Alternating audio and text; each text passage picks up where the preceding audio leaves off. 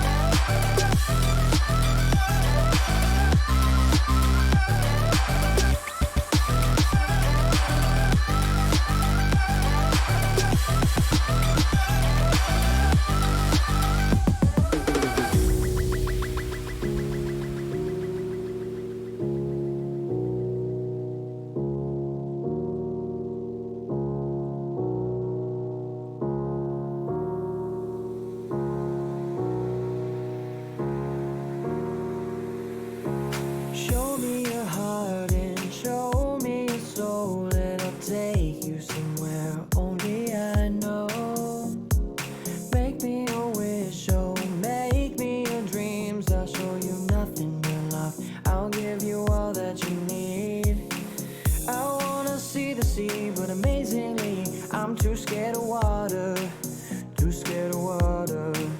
And I hope that one day you'll find me again. We can run to the top of the mountains. So if I took you back to the place where we first met, would you fall in love all over? Would you fall in love once all over again? So if I took you back to the moment you met me, would you smile like our first kiss? Would you remember when you fell in love with me?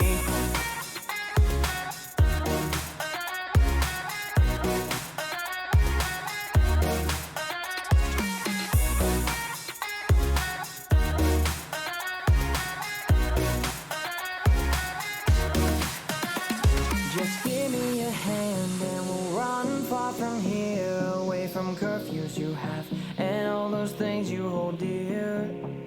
It would be stupid to throw it away, so let's get out on this boat and stop your crying for days. I wanna see the sea, but amazingly, I'm too scared of water, too scared of water. And I hope that one day you'll find me again. We can run to the top of the mountains. So if I took you back to the place where we first met, would you fall in love all over? Would you fall in love once all over again? So if I took you back to the moment you met me, would you smile like our first kiss? Would you remember when you fell in love with me?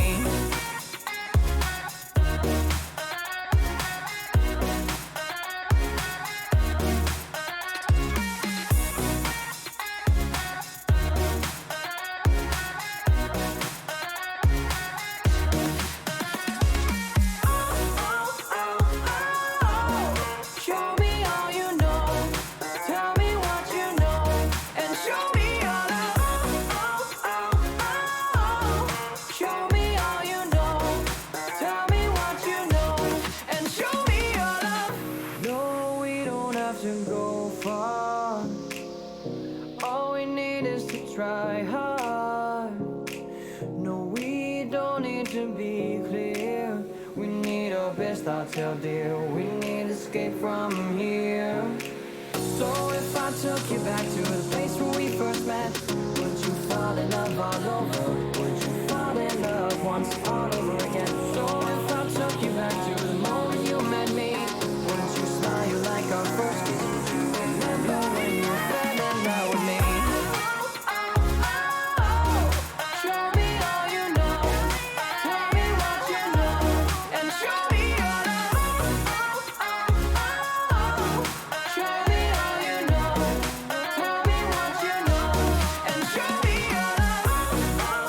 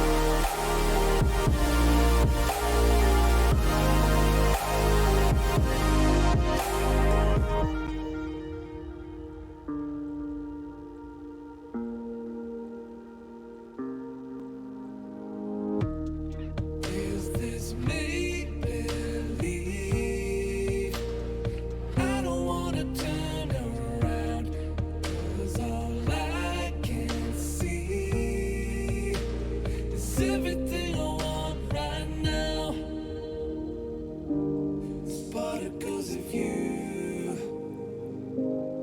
floating all around me. It's particles of you are here to remind me.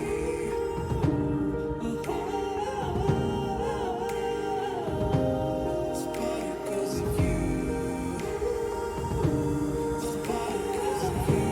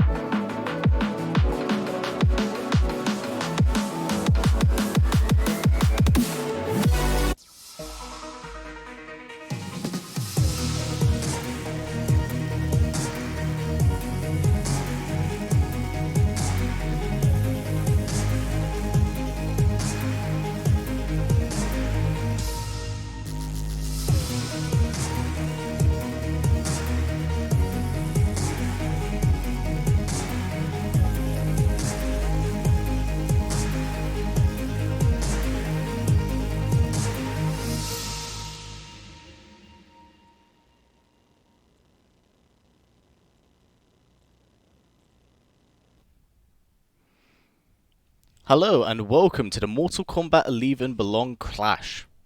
My name is History Behind the Warrior, joined by none other than Falcon on commentary. Hello, how you doing, everyone? We are here with the Belong playoffs. We are back with the semifinals this time, and now it's down to 4 teams left in the Arena Clash for the winter season, and only 2 of those teams are actually going to make it through to the finals.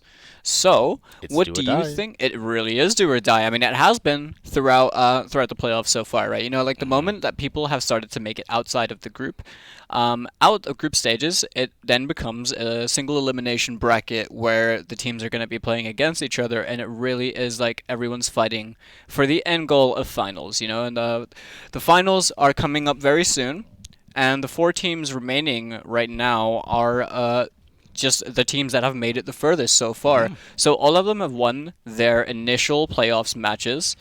And in the upper half of our playoffs bracket, it is going to be the Lionhearts versus the Spartans. So 2 London teams facing off against each other for a place in that finals. The Lionhearts we did see previously before, you know, really notable players on that team, like Video Games Yo, for example.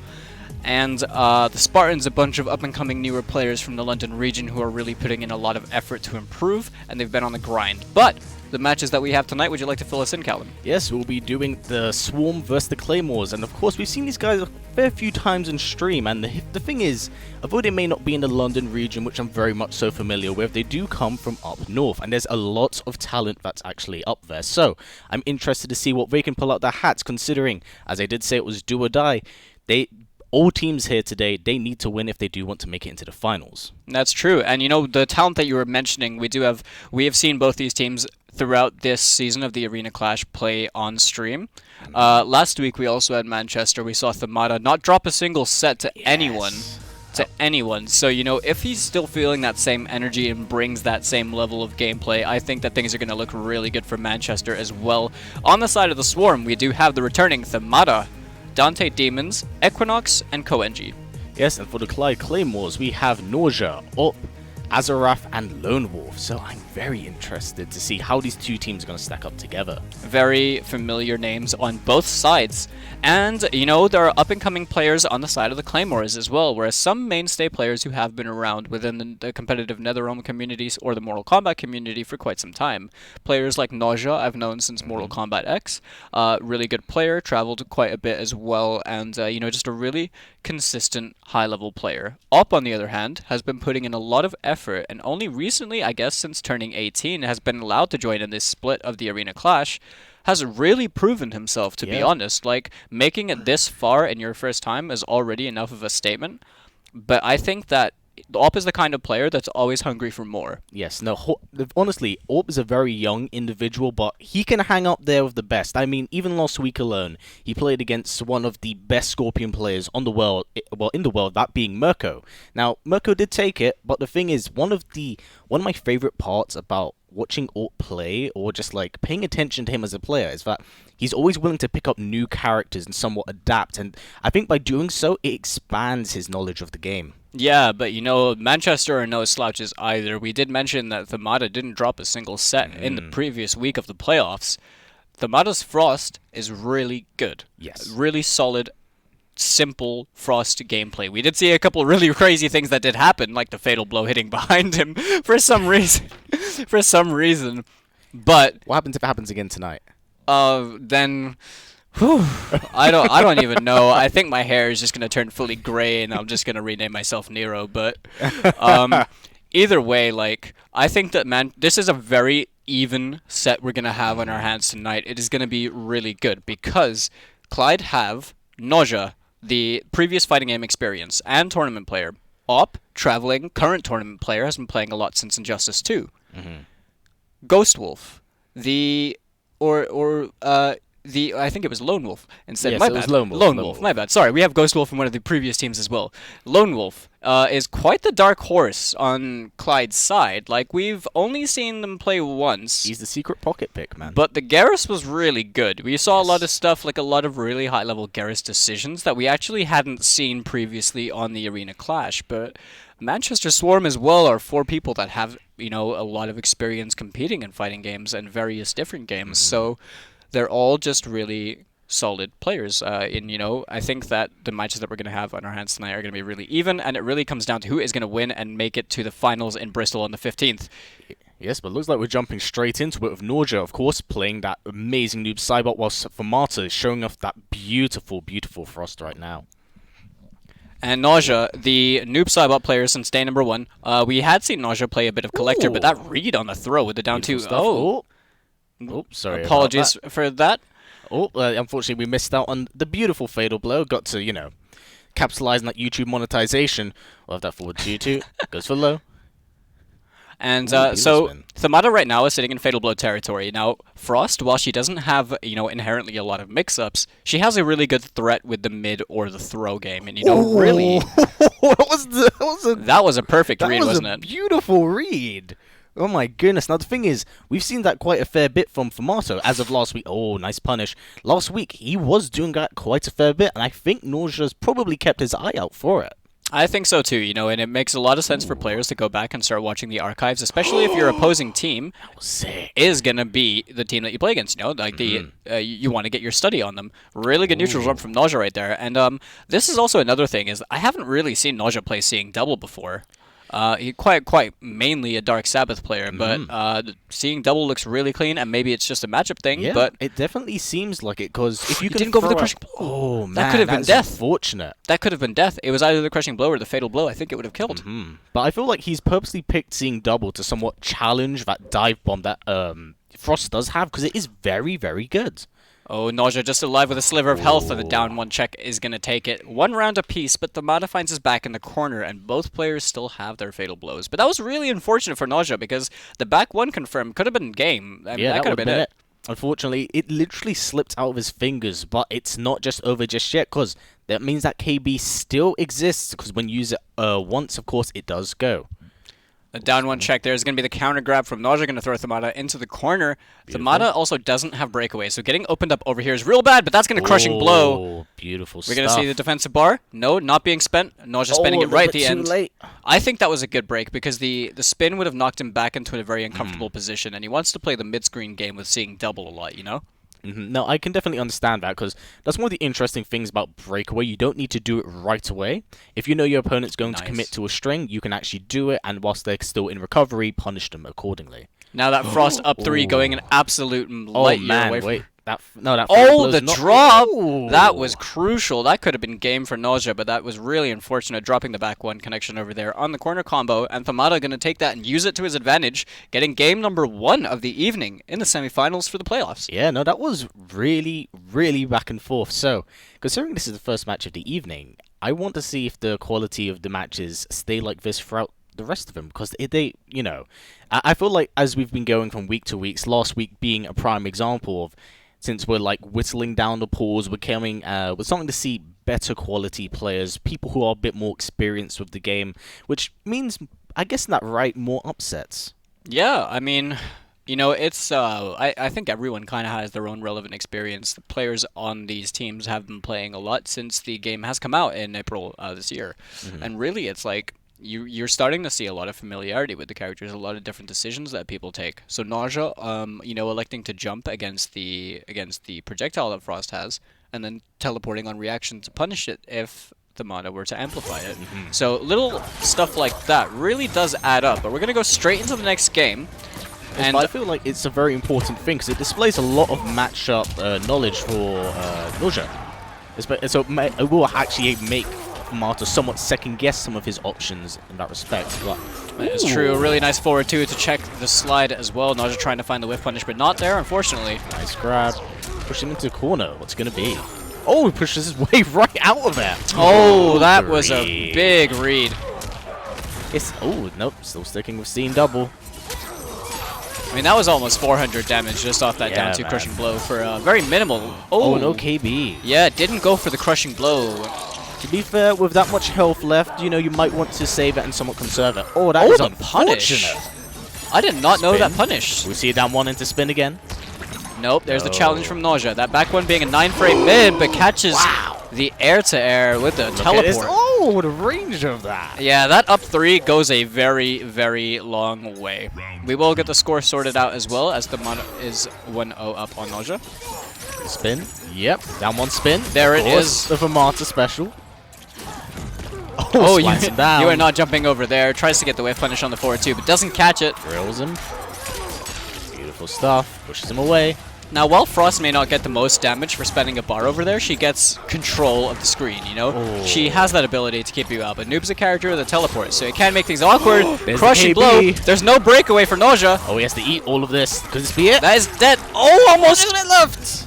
One hit. One touch and there's a dive. Oh, he That tried was- to jump off the interactable. Yeah, that was very unfortunate. Like, you've mentioned it before, actually, but you can completely hop over that and not worry about when she slides across the ground. Yep, that is true. So there are certain ranges you should hop it, and certain ranges you should jump back.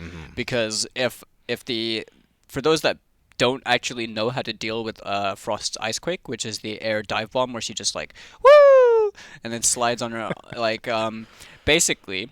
On the way down, if she connects, it's an overhead, but it's full combo punishable. So there is a bit of block stun on it because she bounces off you and hits the ground, but she can't block during that time, so you can full combo punish her. If it's a low, you can short hop it while it's still moving.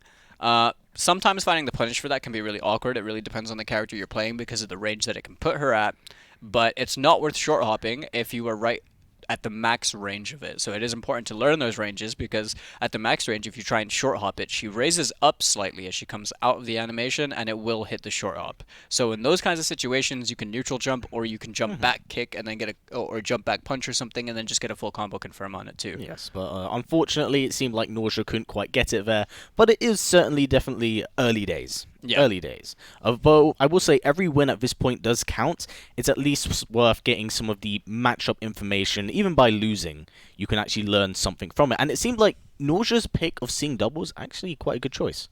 I think so too. I mean, seeing double is an incredibly strong variation. It's not a variation that inherently requires a lot of execution as well, right? Yeah, So I mean, it's the just EX good clone damage. will make it safe as well. Yeah, and it's an easier way to rack up forwards that crushing blow. The crushing blow. We haven't seen Terminator The just yet. cereals, mate. No, the So basically, like, yeah, it's a good way to rack up towards crushing blow and then get it confirmed into the tackle so you can spend it. But yeah, Thamada, after the first game where Nausea looked like he was in control, Thamada really just swept the rug from underneath him. But the next match we're gonna have is Op versus Dante Demons. And Op is playing his new character. I've seen this. Looks like he's fully going to commit to it. Now, this is going to be quite an interesting one. Like, of course, this is a new character for Orp. He seems very much so committed to playing the Gunslinger. But the interesting thing is, like, will Dante Demons be able to somewhat retain his composure? Because last week, of course, we did see quite a few issues with his game plan, how he's approaching his opponent. And I feel like someone of Orp's caliber and his, like, experience might, kind of put that on blast. And that was a really good confirm from Up. And yeah, honestly, he's looking like he's really comfortable in Aaron Black. He hasn't been playing Aaron Black for the longest time. Because No. Up has primarily been playing 3 characters, right? Cassie Cage, Sonya Blade, and Kano. And this is neither of those characters, and I don't actually think he's been playing Aaron Black for too long. But this is, it's like an interesting matchup, right? Because right there, the Scud Shot will eliminate the boulder, but it won't get rid of anything else. Yeah, the thing is, as well, what's very interesting about this Aaron Black choice is, of course, with that slide and that big forward 4 boot he has, it can kind of close down a lot of space that maybe Citron wants to assert, like that. Oh, that crushing there we blow! go. No Beautiful. fear, that double overhead triple! Oh, Up is playing some Madman man. games. Oh, that was a bait. no. That was 100% a bait on the breakaway. No, Orp is 110% in Dante Demon's head right there.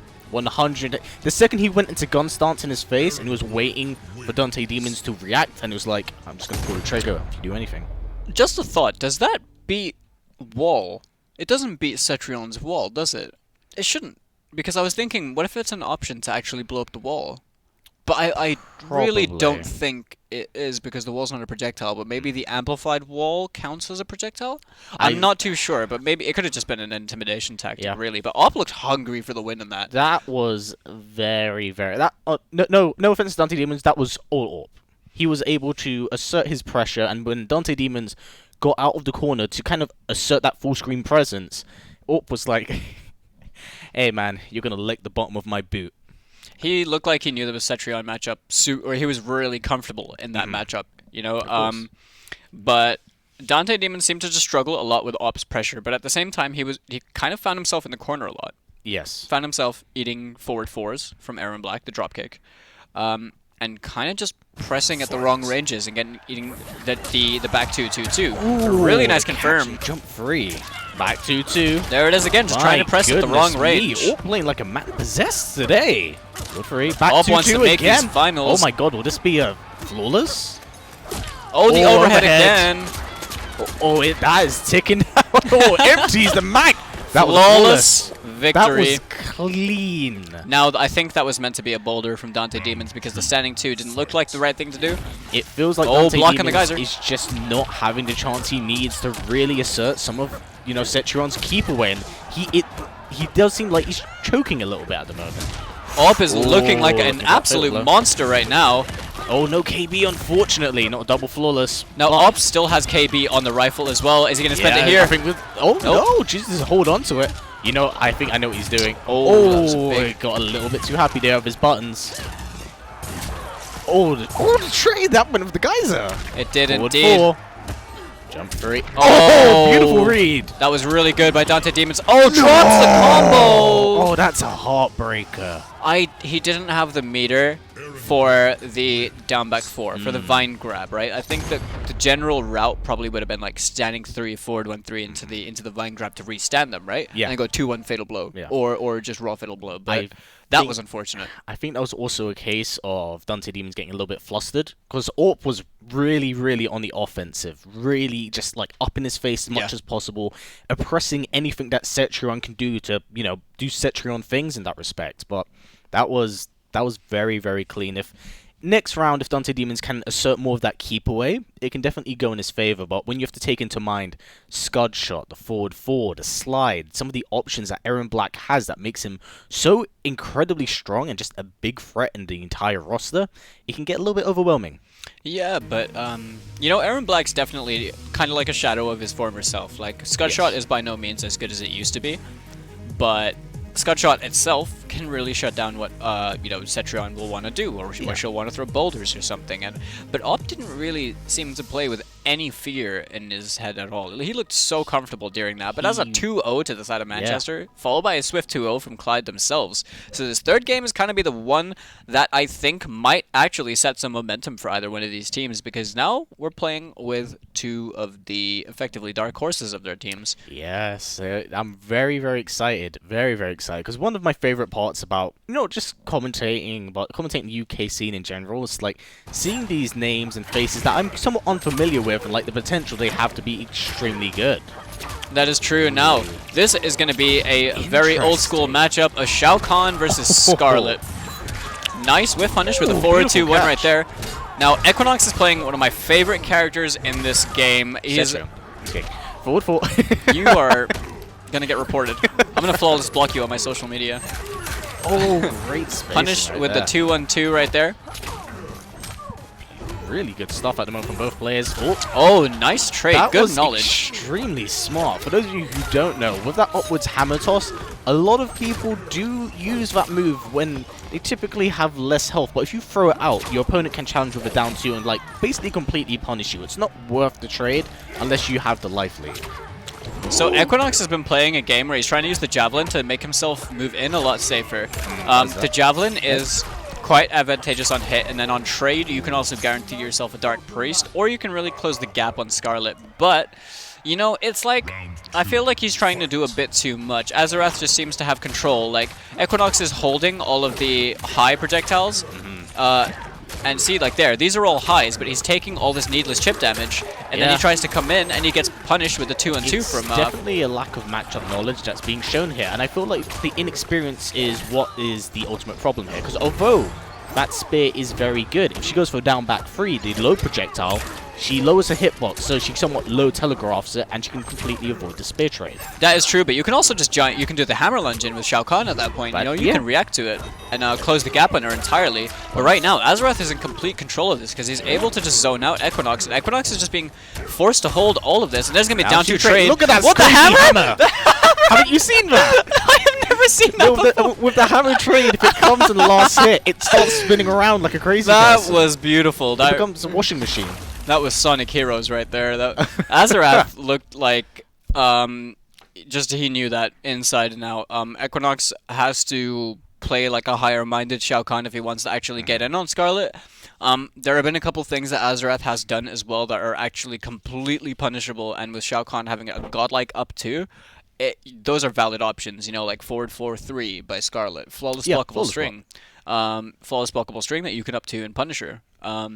But the really important thing to do with Shao Kahn, now that you understand that your opponent knows the down 2 trade, don't use the up hammer. Not unless it will chip and you will survive that trade. You cannot use that up hammer because you're giving the opponent 14% damage for free. Of course, it's been successful every time, so hopefully he walks away with keeping that in mind. It's like, I can't throw out this string and expect to not get punished. Yeah, but I think maybe just a bit too much, like, hastiness, like a lot of forward 2-1s instead of, not enough, like, staggers. But Equinox is going to switch over to Cetrion. Okay. There are now 2 Cetrion players on the side of Manchester Swarm, and that is a scary thing. Oh, he's playing Force of Nature! Okay, now this is something I can get behind. I think this is a better matchup, honestly. Yeah, this is something I can get behind. So not many people know, but I play quite a bit of Force of Nature Cetrion, and I think it's got some real, like, some real dirt. Yeah, it's actually like a pretty good solid zoning variation if you play it really patiently. And Equinox is probably going to use I wanted to say unfamiliarity, but Azarath jumped the second ground pound before, so I'm guessing he actually does know the matchup. And if not, you have good players on your side like Nausea and Op who probably do know the matchup. Yeah, no, but this is very, very scary stuff. If Azarath can get that forward, was it 4-3 or 3-4? Forward 4-3? Yeah, 4-3, and then he can go straight into Fatal Blow. That thing hurts a lot. Ooh. That was a brilliant read on the wake-up jump as well. Equinox looking much more in form, and you know, I totally understand the decision of not wanting to play Shao Kahn in the matchup, because what would be the point if you're just going to get zoned out, right? It was all Azarath, to be fair. And it seems like Equinox was just like really struggling to just kind of get in, but look at this night and day compared to the last match. This is great. Now, in this variation, Cetrion does not have the teleport, and she does not have the geyser. She does have the ground pound, and that boulder that she summons is doing a lot of work. The ground pound is going to be rinsing Azarath's health right now, and Equinox is looking like he is going to take this round without a problem in the world. I don't think Azarath is aware about the ground pound. You can jump the second one. You can indeed, and that was a close Hell's Wrath to close things out. Equinox completely controlling that. Yeah, no, that was a complete switch around how it was previously, and honestly, I'm pretty happy to see this variation of Cetrion be used, because it's not something we typically see. I mean, okay, so there are how many Force of Nature players in the world? Very few, right? I will say very few, because I'm actually uncertain how many there are. It's not a large margin of players that play Mortal Kombat 11, but out of the big name players, the only one I can say is Shujinki Dink, who plays Force of Nature. I was about to say, the only person who I know is actually, he put me to losers bracket at Combo Breaker, is Shujinki Dink. But you want to know something interesting? The person who won the Newcastle Fight Clubs, the NFC Mortal Kombat 11 tournament, their final one of the year, over the weekend, was playing Force of Nature Cetrion. Maybe it's a sleeper variation. Maybe. I think it's a big thing to do with the fact that people complain a lot about Cetrion because she's a very difficult character to deal with. But when they talk about Cetrion, they're talking about spring cleaning Cetrion, the variation that Dragon plays, the variation that, you know, other Cetrion players play. People like Asada Matse and stuff. Yeah, Dante Demon's playing spring cleaning. But people often forget that if you don't know what to do against Force of Nature, she's really going to walk all over you because, I mean, things like the Boulder Summon, right? How patient do you have to be? Like, if you don't know the matchup, you don't know what to actually expect. When she summons that Boulder, and it looks like a weird animation, and then she amplifies it, it has so much pushback on it anyway, that if you don't really know how to deal with these things, you're just going to get walked all over. Because does it also have a KB tied to it? I believe so. But now it's 1-1 for either player. Minor error on our end, it's not actually for Marta and it's still the same players previously. It is, it's going to be that rematch, and this is going to determine who is going to basically steal momentum for their side, but Equinox is looking like he is really hungry for it. Yeah, Azarath definitely has, you know, shown complete control in game number 1, but seemed to really suffer in game number 2, but that was a really good jump and a punish with the tentacle right there. Yeah, no, definitely a lot of patience being shown from both players right now. This is quite an all-out zoning war. This is going to be a battle of their best full-screen tools. But you cannot be trying to move against the... Ooh, what a that punish. Was very, very smart. Oh, the cheeky stuff. That was so stuff. Okay, Azarath definitely on the back foot at the moment, but ooh, unfortunately, it's Oh, no to punish. jump in. Ooh, so much, just a lot of jumping in. Down one, down four. Ooh. That close Hellswrath going to take the round. Equinox now 1 round away from taking the lead for the Manchester Swarm. Very much so surprised. I never expected Equinox to actually pick up a character like Cetrion. So when I first played Equinox when the game came out, he was actually playing Cetrion. Really? But I can't remember which variation of Cetrion. That was a really good hit confirm with a forward 2. Oh, really good stuff. Maybe this has been his pocket pick. Maybe he's done it to... Oh, there's the matchup knowledge. As we said earlier, you can jump over that second hit. That is true. Azarath has been playing a lot better this game, but right now has to really kind of mix and get as much damage on Equinox as he can, because right now Equinox does have the health lead. As we did see as well, escape failed. That's locked in. That's very, very scary stuff. However, Azarath really needs to close down the space to enforce that. Oh, you know he's going for it there. Oh, looking for that. Yeah, Equinox very much aware of the crushing blow and the throw as well. Really nice punish on the advance. Okay, that was interesting. That might have been an error at his end. Oh, I think he tried to down 2, reading that there was going to be a throw. Oh, there it is. That was so smart from Azarath. So Azarath already understood that Equinox is looking for the throw so vigilantly, so he's just going to keep throwing out the mid strings and then let it catch him, right? Confirm it into Fatal Blow for the most damage you can get. And now he has the health lead. But tried to be a confirm from Equinox. Okay. Didn't quite work out. Oh, some battle. I have a feeling a teleport's coming in. Oh, the Blood Tongue just missing. Oh, But Equinox does have the Fatal Blow. Ooh. Not gonna matter. I think Azarath may have tried to jump over there, just got caught standing. Seems like it. I believe that he was going... I think he was actually going for the jump, but did it a little bit too early. But Equinox is taking it 2-1 against Azarath, and that was... Honestly, I feel like it could have gone either way at any point, because it seemed like Azarath had made the adaptation in that second round. It clearly showed a lot more knowledge. I guess that's one of the benefits as well of actually having a team with you, somewhat coaching you as you're playing. They can tell you things you may be unaware of.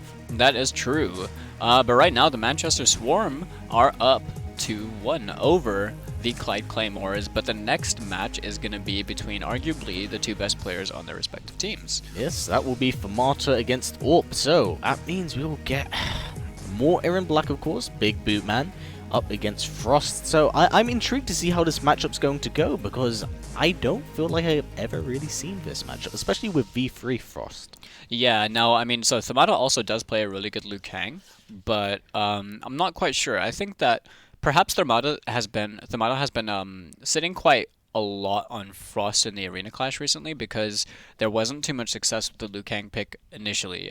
There's been a lot more with the Frost, and really it is like he's been really consistent on the Frost pick, but I'm not sure if Op is going to opt to play Aaron Black. Maybe it's really just a matter of, yep, it's exactly as you called it, Aaron Black versus Frost, Arctic Anarchy versus 52 card pickup. Oh, knows that down 1 spin was at the works, but back 2-2, rifle butt. Oh, good awareness of Orp there. Saying that, oh, rifle butt, 3-2. He's put out the acid, wants to keep him in the corner. This is where big damage can stack up. This has lost it. 2-2, rifle cancel. Now Thamada has lost a lot of life just from that minor exchange. Op going to set down the acid, which is going to slowly take away at Thamada's life bar. And he's dead. That throw, yeah, it's just, it kept him in the same place. Back 2-2 string is such a good anti-air tool. It splats him back down and you just knock him. You can bully your opponent, essentially. Ooh, 4-2. Oh, the up 2 auto-correcting over to catch Thamada out the air, but an anti-crossover right back into a beautiful confirm into the amplified auger and goes for the spin. Nice, flawless block on the back 2-2, and you are seeing it right here. Much higher level Mortal Kombat than what you may have seen from before. Both these players being quite exceptional. We were trying to challenge that dive. Forward 2, really good stuff from Famata. Definitely a lot more adaptation and fight being shown in him than last round. Thamada seems to just continuously get stronger and stronger throughout the games, doesn't he? Is he a Saiyan? Is he secretly a Saiyan we don't know about? I'm going to say yes. I'm just saying. Oh, it's KB. No, it doesn't go for it. No, yeah, he didn't He's going to go to it. Ooh, will this kill? How badly this is that scales a lot. Because obviously... Oh yeah, he's dead. I'm sure. No, wait, the coins at the end, they don't do that much damage.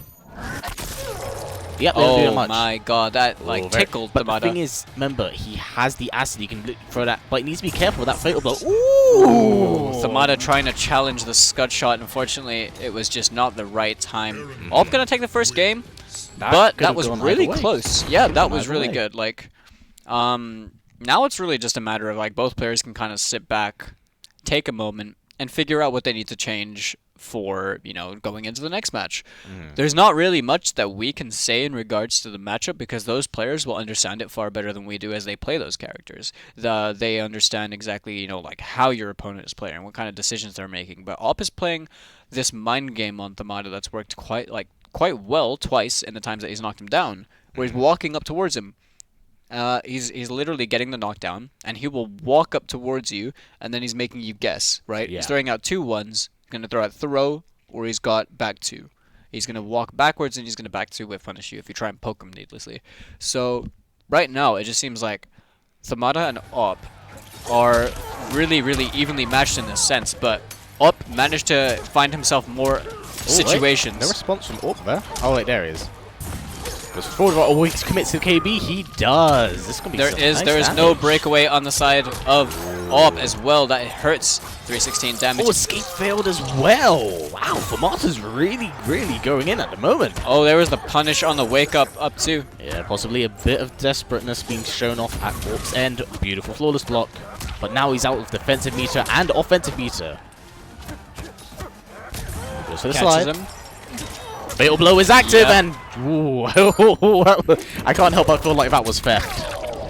Well, I think it was really for the Thamada just jumping at the wrong time, you know? Yes. You know, he was going for that instant air dive bomb. Yeah. 10%. Now, it might not be the best thing to do against Aaron Black, who obviously has Scud Shot, but I guess if you do it instantly like that, keep yourself safe, then it's not a bad option. Ooh, goes for the slide and the acid. Oh, back to the slide. Okay, Aaron Black special. There it is. Cashing out in the crushing blow, gonna throw up into the corner. At this point, you know when your opponent's one up and you could possibly lose, you want to get every bit of damage you can. Yep, the back throw to try and mix things up, but Op not gonna manage to tech that. Yes, of course. At this point as well, because, you know... Oh, beautiful punish! Great stuff. Because Frost is one of the few characters in the game that have a crushing blow on both sides, so he was possibly looking to lock 2 in. And now Thamada is just mixing Op in this corner. Op has no defensive bars. Plus frames into that quick mid. Spin. We can see down 1 spin. Nope. Oh, no, back 2-2. That was a really ballsy challenge from Op. Challenging with a, what is it, a 19 frame normal, I think, back 2? Or something along those lines. Uh-oh. Op could 110% still steal this. This is Aaron Black!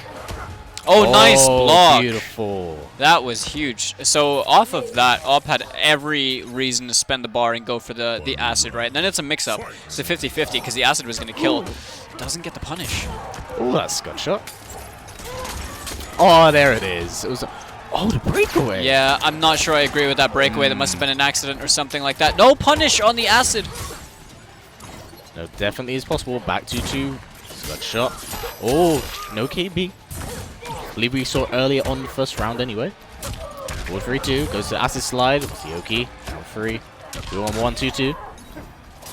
Now we're going to see a counter poke right there, but a nice throw tech coming out from Op. Dive bomb. Gets okay. caught by the overhead.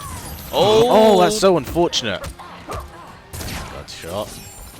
Oh, nice. And there's going to be the crushing blow. Yeah, that was very, very smart stuff from Orp. He's been seeing Famata get away with that quite a fair bit, and he was like, I want to start neutral ducking that.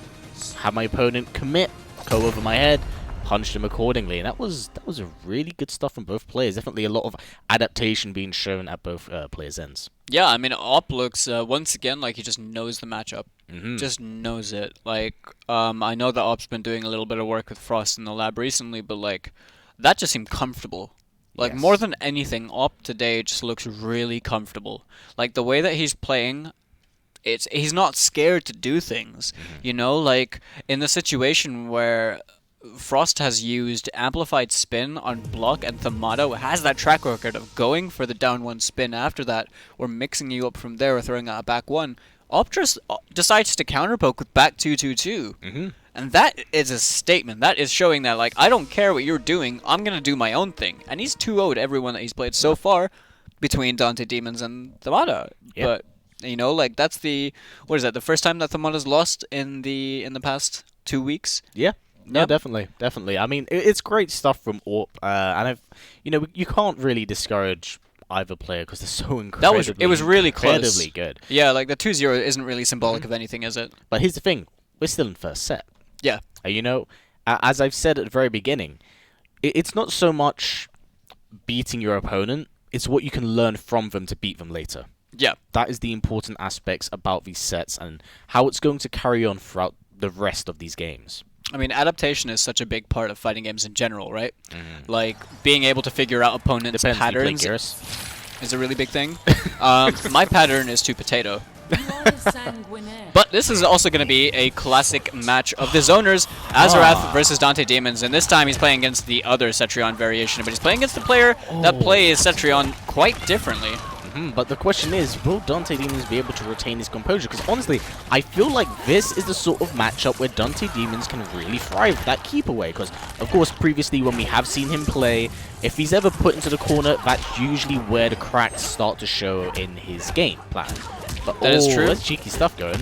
Now, But, Dante Demons really, I think, needs the morale boost because last week it was a bit rough for him, and this week so far he also had a bit of a rough start. But, you know, finding his footing and working his way back in would be the best thing for Manchester as a whole, but that was a really unfortunate use of the interactable, whiffing entirely, but Azarath didn't really get much of a punish on it. Yes, but definitely really good stuff from both players, and it seems like this is really where Dante Demons is able to assert his game plan that he's somewhat been suffering in for quite some time. But now, Fatal Blow is in play for Dante Demons, and Azarath needs to be careful, because of course, that will track, knock you on the head, and then you will definitely lose the round. Oh, caught out the teleport. That's the second time this round. So Dante Demons is doing something really clever here. He's using Geyser a lot because it has not been punished. Ooh, that range. Oh, that's it. That delay. He threatened to throw. Yeah, no. I thought he was going to throw. I would have mashed tech. Maybe that's what Azarath wanted Dante Demons to think. Second guess 100%. himself. But yeah, that match looked like it was in Dante Demon's favor, but yeah, Azarath closed out the round and just misses the punish on the Geyser, unfortunately. Yes, unfortunately, this is something that we have consistently somewhat seen with Dante Demons. That's not a fantastic trade. Yeah, it really was not. There's just too much hit advantage on that Blood Ball. Ooh, goes to the wall. But yeah, unfortunately with Dante Demons, when he seems to go on the offensive up in his opponent's face, he seems to just somewhat drop his combos, and it is a severe problem. Beautiful flawless block, but to nothing. And it's really like the last thing you should be doing as Cetrion, right? You don't need to play a rushdown. You just need to play the lane game. You just need to take your health lead and work with that. I feel like, as weird as this might sound, Dante Demons might be rushing into things a little bit too quick for his own I good. agree. It seems like there's a lot of hastiness on his side, but There's not Azarath... enough lame game, as weird as that might sound. Yeah, no, I 100% agree, because Cetrion is that kind of character. Like, not to say, well, she is a lame character in a sense, but when we say lame, we mean a character that has a very dry playstyle. Is more so willing to actually time you out than actually, like, full-on just, like, decimate you, because... You know, unfortunately, as we've seen with Dante Demons, it hasn't really been a consistent thing with combos. It's more been like, his damage is coming from the keep away. Yeah, really, a lot of Hell's Wraths, a lot of boulders, conversions off of geysers, but there was, like, moments where Dante tried to confirm from some of the geysers, but he really couldn't do it because, just the bad trades, like the Blood Ball being way 2+ on hit from Scarlet. It's really like, if you want to be catching her out on this stuff, you need to be catching her from her slow projectiles with the geyser and getting the teleport then. Or when she's using a lot of her, high projectiles and the low puddle, you need to probably be in the air throwing Hell's Wrath, right? But, it's ultimately up to Dante Demons whether or not he decides to take some of the knowledge away from the previous match and applies it in a different manner. Because, of course, Azarath, if you're going to keep asserting this keep-away game... Oh, my the active goodness. frames of that? Okay. Oh, misses the conversion. Nothing. See, again, a problem with Dante Demons. Every time he goes in, it's just to nothing, and he just pays for it. If you're going to assert the lame game, it's definitely more so in his favor, but it's whether or not he can consistently Now do that it. was a punish as well with the Geyser. Drops the combo. You need to be doing the simple combos, Dante. You can't be doing these offline combos that you do in practice mode because you just haven't been able to hit a single one of them in its complete way. Like, it's really a matter of letting them drop a bit more and then doing forward 1-3 and then getting the follow-up. I think it's also very much so a wise phrasing from, of course, one of the NRS developers and former high-level player, 16-bit. Yeah. Now, she said, do you go for consistency or do you go for optimal damage? Because if you can go for consistency time and time again and know how it works and make sure it's guaranteed, then you know where you are. But if you're going to do a combo That's like, you keep doing it 50 times, but you're dropping it 49 out of the 50. Is it worth doing it? Yeah, I mean, it's worth valuing the word of 16-bit as well, because she puts out a lot of really useful information in that sense, and it's a very good point as well. You want to be taking the damage that you can get consistently, like, it is still damage, because, you know, there's a lot of problems with dropping a combo, and sometimes those problems are your opponent has enough time to get up and punish you for just trying to do your combo. Bingo.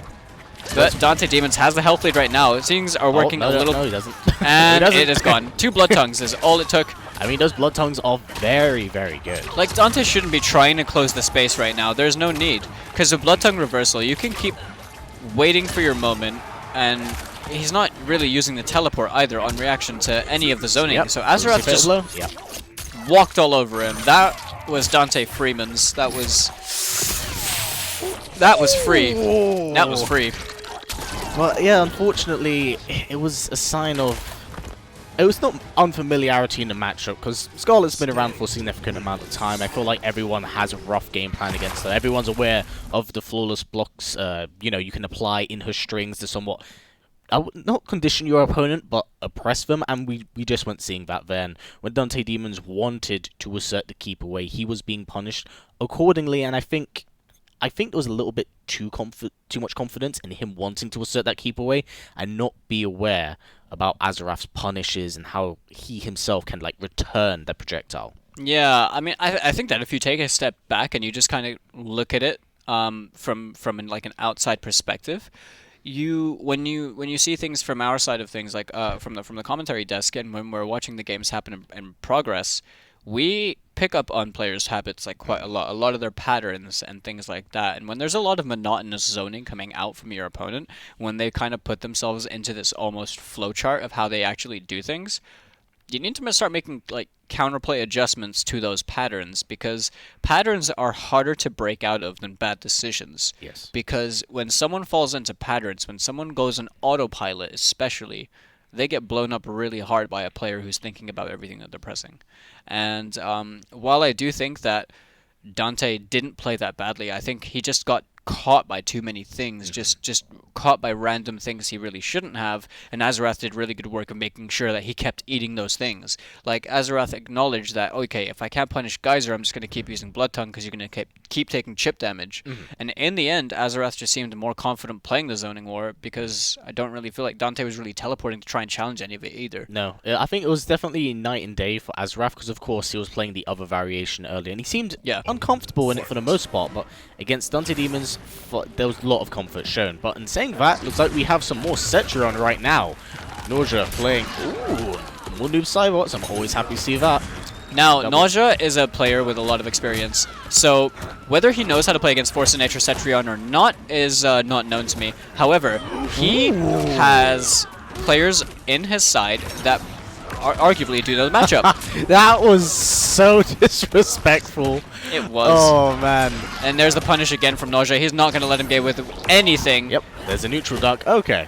So I feel that Equinox needed to be hit with that once to, like, you know, kind of wake him up a little bit. Let him know that, you know, kind of so that Nausea can't keep doing that. Beautiful throw tech, because there was a escape failed earlier. Oh, cashes out on the full string. Manages to find the hit. Yes, but at the moment, this is very scary position for Equinox, because... Yeah, you cannot use those tools. I think just because Force of Nature Cetrion worked out for you last time, when you're playing against a person like Nausea, playing a character with such a versatile teleport, all the while he doesn't have the most damage off it, and he can't make big combos out of it like in Dark Sabbath, they will add up. They will keep adding up, and they shut you down from actually doing what you want to do, like what he did against Azarath, right? Every hit does matter, but unfortunately, it seems like Equinox being hit by auto shimmy. Oh no! This is gonna hurt. Into the slide. 33%. He might have the crushing blow. Oh my God! You just got disrespected. I honestly feel like this early on in the games, that might be a message that Nausea is sending to the rest of his team. Wow. Wow, I didn't expect that today. Good stuff. Oh my God! I'm not even gonna lie, dude. What if he didn't even mean to do that? I mean, what if it looked like he just made the read and you hit him with the down two? Even and more then if he did mean to, all right, just for a bit of context, Nausea does some wild stuff. Like, he was the pioneer of Spectral Ermac in Mortal Kombat X. He puts a cap in his mouth and flips it back over onto his head on NetherRealm Pro Competition streams. This man can do anything. But, no, honestly, I genuinely felt like he actually blocked something that round. I thought I saw him block something that round, but if he didn't, Honestly, he obviously didn't. It seemed like he didn't need to, because he worked around almost every single projectile Equinox threw at him. That was incredible. That was a hard read. That was really ballsy. Really, really ballsy. Now, I played Nausea early in the game with my Shao Kahn, so yeah, that 1-4 will not punish the teleport. You cannot do that. No, really? The 1-4 will whiff. You have to do either standing 4 or forward 3 if you want to make it consistent, or back 2. That is not going to be great for Equinox then. You can still down 2 crushing blow punish it, but he's going to get caught by that jump kick.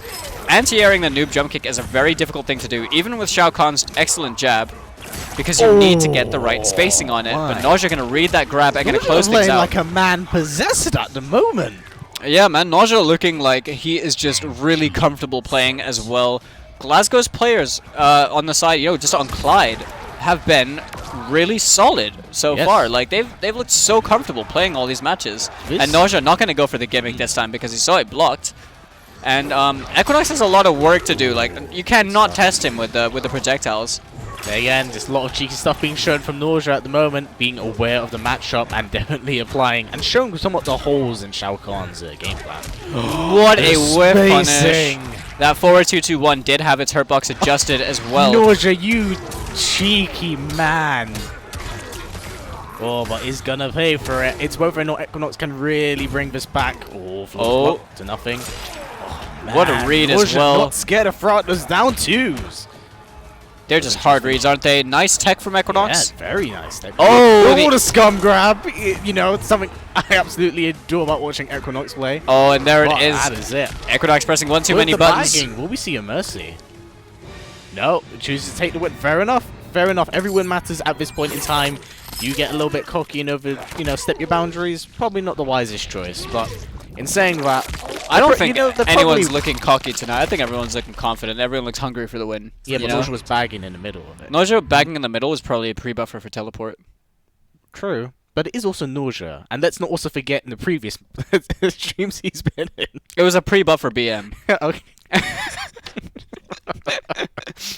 But yes, he was getting in his opponent's head. I mean, that's a totally valid strategy. We can't stop anyone from teabagging furiously in these games. Oh no, if anything, I encourage it. Like, it's a mind game, really, isn't it? You can tilt the other players so much. I mean, if it works, man. Yeah, but from my personal perspective, Shao Kahn versus Seeing Double Noob sucks. It really is a difficult matchup for Shao Kahn. But the Clyde Claymores have basically just said, you guys are not taking the lead. You are not going to try and take this set because it's ours. And they are looking super, super strong. But right now, if there's going to be someone to shut down how Azarath beat Dante Demons, it is going to be Thamada, which is coming up next. Yes, no, this could be a very, very good matchup. And I'm intrigued to see how this one does pan out. Yeah, I mean, it'll most likely, be Frost versus Scarlet? Yes. I don't really see why Thamada would have to play Liu Kang unless he just wanted. Unless he just wanted to Kang-gang his way through a win, I suppose. Yeah, I mean, he does play a lot of Variation 3 Liu Kang. There's still the possibility of matchup unfamiliarity from your opponents, but oh no, he also has a teleport. He is going to stick with the Frost. Yep. Now, I don't know how well Azarath knows this matchup, but Thamada, being quite a practiced player, a player that prides himself in knowing quite a lot, and actively, finds tech and finds situations in the game, labs does his homework, essentially, would know the Scarlet matchup very well, including the flawless block gaps, because Azarath has not been exploited for those yet. To be fair, it seems like Azarath is really wanting to play this quite comfortably. Play it a little bit lame if you need to, but keep things very simple. Yeah, like right now, Thamada is trying to find and establish a health lead right now, so he's going to play the projectile game because the bomb that he's throwing out from his chest, the core reactor, I think it's called, is quite noticeably positive on hit. It's quite plus on hit. Oh, no spin. Beautiful neutral duck there. Oh, we're going to hold at the back recheck. Cheeky stuff there. It was a really, really good patience, though, from Thamada to not actually bite and not get hit by the parry. I mean, it just goes to show the experience of Famata as a player, you know? That is true. Great confirm with the back 3-2, down 1. I don't agree with that very late breakaway. Neither do I. I mean, I think that Azarath's plan was to try and get up and then press maybe like wake up buttons into a fatal blow punish. But unfortunately, just missed the mark. Beautiful spacing. Ooh, you back. Jinx! I owe you a Coke. Nice. Oh, no punish. So down. Oh. Only Azarath showing off a lot of matchup knowledge. Well, not so much matchup knowledge, but universal knowledge of the game itself. Ducking a lot of highs at the moment. We saw Azarath play last time, right? Sorry? We saw Azarath play last time when Clyde were on, right? Like, I'm quite sure that we saw a Scarlet player on the side of Clyde. Because right now, he looks like a totally different player. Looks so much more comfortable. What's going to be? Oh, the core! Is it going to work? Is it going to work? Oh! Tried to guarantee it with the throw, forcing the breakaway. Oh, my heart breaks. One touch into Fatal Blow is going to kill Thamato, though. That is true. But now, it doesn't even matter what throw. I think he ducked. He must have ducked. I think he did. I think he did. Of course, like, trying to expect a grab, and unfortunately, that was not the case. I mean, what a hell of a comeback from Azarath, though. That was great. Yeah, unfortunately for Famata, he's not been taking these throws, and they are building up. That's so much damage. Yeah, he's got to find himself out of the corner, because he's getting blown up of at course, the moment. Famata cannot flawless block that either, because he has defensive meter at the current moment. Just regaining Oh! it now. Beautiful punish. That was a great bait, mate, on that wake-up attack. I wouldn't say this would be an upset, but it'll be definitely quite a surprise if Azarath can take it over from I think it's definitely an upset if he does, because Azarath is a dark horse, right? And Famata, beautiful down 2. He knew he lost caught the breakaway. breakaway. This is gonna hurt a fair bit. It's gonna somewhat reset the playing field a little bit, but you know, Azarath needs to be very, very careful and on his toes. And you know, Famata will just wait for Azarath to make. Are we going to see the Ice Quake, though? Now, the Ice Quake is a risky thing to use. No, the trade. Trade, Perfect. happily take trade. Yeah, so if he... I think Thamato knew and acknowledged that if he tried to use the Ice Quake on anything other than a reaction to the projectile, he would have been Fatal Blowed. Yeah. No, that was very, very good stuff from both players there. Azarath, if he picks up a lot of Famata's habits, I think he could possibly take it over him. Well, you see, Thamato's not falling into habit. Yeah. Absolutely not. Like, I haven't seen many habitual things that Thamato's deciding to do. A lot of what he's doing is, honestly, he's thinking about what he's pressing. Mm-hmm. A lot of the times he's thinking about what he's pressing, but that doesn't mean that Azarath isn't doing that as well. Azarath is honestly playing very well for a character that has gone quite, I wouldn't say under the radar, has been quite box standard. You know, Scarlet is quite basic. She's not inherently the best character or within the precipice of like godlike characters in the game. She's not trash. She's like in between. She's quite an honest character with a lot of flawless blockable and exploitable gaps in her strings. But Thamata, so what Azarath has done around that is he's not using many of the flawless blockable strings. He's cutting them off short to avoid himself being punished like that. Ooh, 25%, that was so much damage! Yeah, that 4-4 Blood Tongue doing a lot off that jump kick. Jump kick combos honestly hurt quite a bit. Yeah, it's just a jump freeze is so strong in this game. And here's the thing, Famata's not really been taking those grabs, and they have been stacking up a hell of a lot. That is true. Oh, no punish. Jinx 2. God damn it! The sequel. Grab. But Azarath definitely playing this a little bit more patient, and it's definitely working to his benefit. Seems like Famata just and there it is. Ooh. Beautiful punish on that quick hop into the Ice Quake from Thamata. Gonna get it again. Catching Azarath, pressing one too many buttons. Crushing blow! He can kill with this combo, I think. Oh, he didn't. I don't. Is that? I think he might have thrown that out a little bit preemptively. He didn't have breakaway. Kill. Yeah, I think that. Yeah. No, this it's not won't gonna kill. be dead. It won't kill. But here's the thing. That was Galaxy Brain. Azarath, that you're was a god. Galaxy Brain. That was wow. I'm astonished by that. I was very, very impressive. Mate, you're sick. I don't care. It doesn't matter what anyone tells you. That read was sick.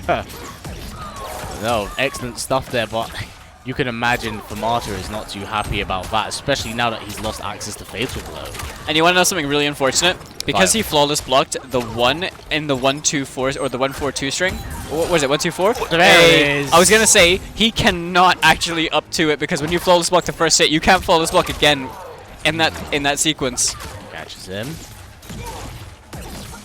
Now, Famata right now can't really be taking these trades, but you know I think since the last round, oh, an unfortunate breakaway. I think this has been a round that will possibly go to Azra because he's been playing it very, very smart. Yes, this is not a trade up Yeah, Famata really take. you see, this is like scary. it's slightly awkward, isn't it? Where Frost doesn't really do a lot of damage, so like he really has to make the right reads and play like super perfect if he wants to try and win this right now. Because Azrath holds all the cards at the moment. Flawless block basically negating most of that chip damage. Yeah. Oh, that could have been huge. Oh no! He can take That's this. big breakaway. Ooh, What a read! That was a really nasty denial if I've ever seen it. 1-1 to both players. Excellent download of Azarath's part. I am surprised. Dude, Azarath has leveled up so much. I I'm know. like 99% sure that they played last time. Yeah, Because we saw both of the third and the fourth player on Clyde, right? Because we were talking about Lone Wolf earlier, and dude, like, yeah, you can tell that these Clyde players are really in it to win it. They're really, really hungry for these finals. But Thermata as well has been playing phenomenally. Manchester themselves have been playing very well. It just seems like Clyde has their number right now. But that's right now it is 1-1. We can't even say that that's entirely like how the set ends. It's more just a matter of what is Thermata going to have to change in order to win this. Because the range he's choosing, the maximum far range, is proving to be quite a difficult situation if Azarath is now ready to teleport on him, on reaction to a lot of those high recovery moves that Frost has from full screen. But, you know, this is going to be the deciding game between both players. Thermata is going to stick on Frost. And, I think it's... Yep. Honestly, that is something we actually haven't been seeing too much from Famata. He has not been using the spin too much, so maybe he's been saving it a little bit for this final round. Maybe. That was a great stagger on the back two into the forward throw. Now Thermata has a very convincing health lead. Ooh, the reach. I always underestimate the reach of some of her strings. -6. Oh. Oh, being aware of it. Famata definitely picking it up. Thermata looking so much more comfortable in this match right here.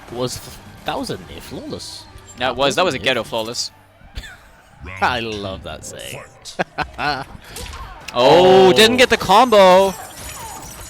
Really unfortunate drop for Thermata right there, but the down two trade absolutely in his favor. KB time. That's gonna hurt. Gotta cash out. No breakaway available. Oh! He has to eat all of this. Really big damage. 35.5%. Oh, Famata going for some godlike stuff right now. Is he gonna... Oh! Oh, knocks him out of it. Literally, The standing three. Last second. The standing three, the whip knocked him out of it. Of all things. Yeah, but no, this looks like it's going to be Famata's round. As Thermata's making me eat my words about Clyde looking hungry for the win, right? He's like, well, you know what? I am starved for the win, mate. I'm going in like Oliver Twist. I ain't eating all day, man. Please, sir, can I have some more? I haven't eaten all day as well. Oh, man. What are we doing? Big boot. That is a clean jump kick. Thermata gonna take that 2-1 over Azarath, but Azarath looked really good in that game as well. Really in the actual set. Amazing stuff from both players, but I feel like Famata just woke up in that last round and just every mistake that Azarath made, Famata made him pay for it. And every guess definitely. he made was just the wrong one. He just tried to essentially kill him for making small mistakes. Yeah. And a lot of the times it was Azarath just trying to press the buttons at like the wrong time, and Thermata really just having a read on him, able to apply a lot of pressure in the game itself. But he looked so much more confident in that game, and I think that he just understood after losing the previous one exactly what he needed to do differently in order to win. And yeah, really put it on display. But this next match is going to be quite a UK mainstay matchup. These two players are also friends. We do know each other. Now, Dante Demons versus Nausea is going to be quite an interesting one because Dante Demons plays, spring cleaning Cetrion, but we saw Nausea's amazing reactions to Equinox's Cetrion as well, not letting him get away with things like boulder tosses, Hell's Wrath, or any of the ground pounds.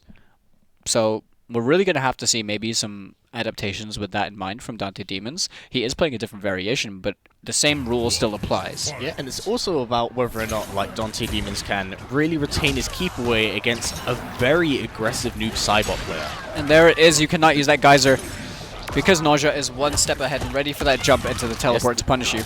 Honestly, the second that Nausea can like assert that into his game plan, I feel like Dante Demons is really going to struggle. But Dante Demons looks like the aggression is definitely panning out well for him, as I say that, about 25%.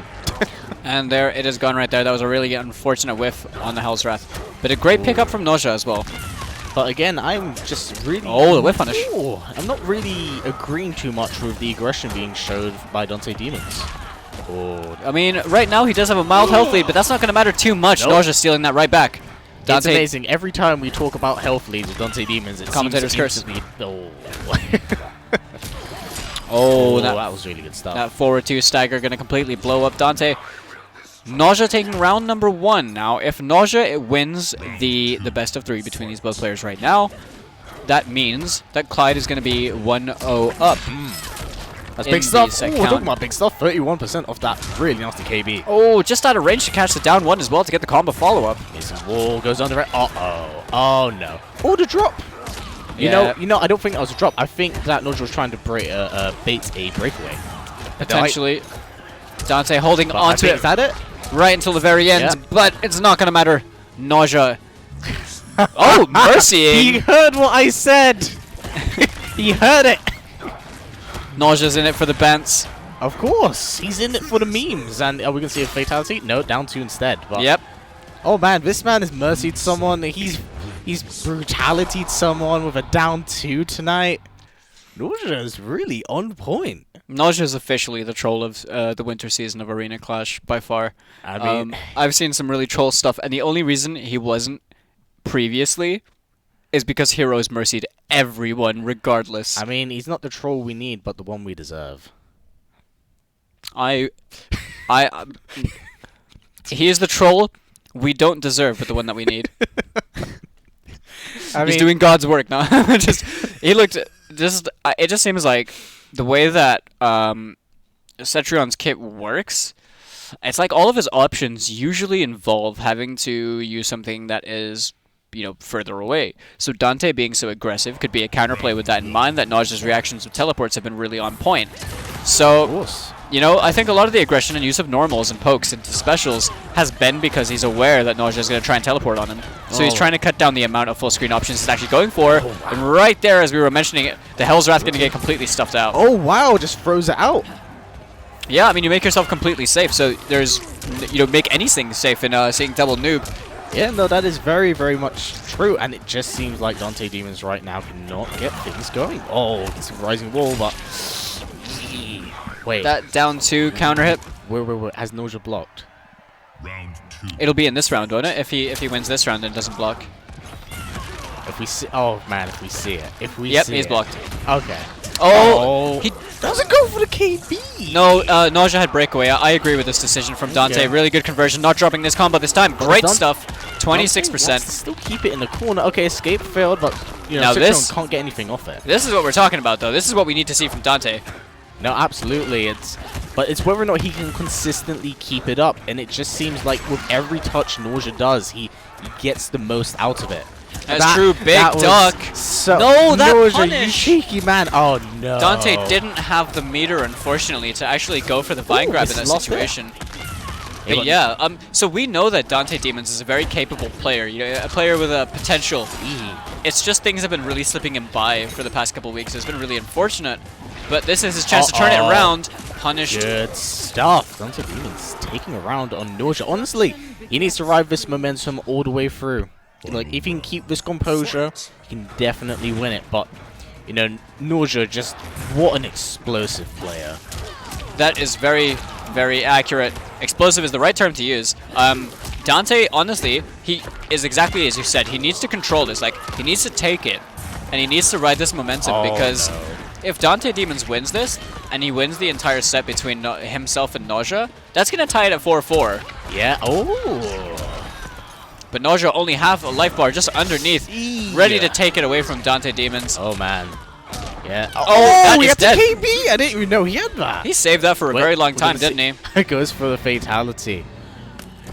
No, honestly, I'm so impressed with Nausea tonight. He's been playing very, very well. And unfortunately, there with Dante Demons, it just seemed like he isn't able to keep up the consistency of him being at his best and retain it throughout the match. We're seeing glimmers and shines of him doing really, really good stuff, but he's just not retaining it. Yeah, it's like he's just kind of...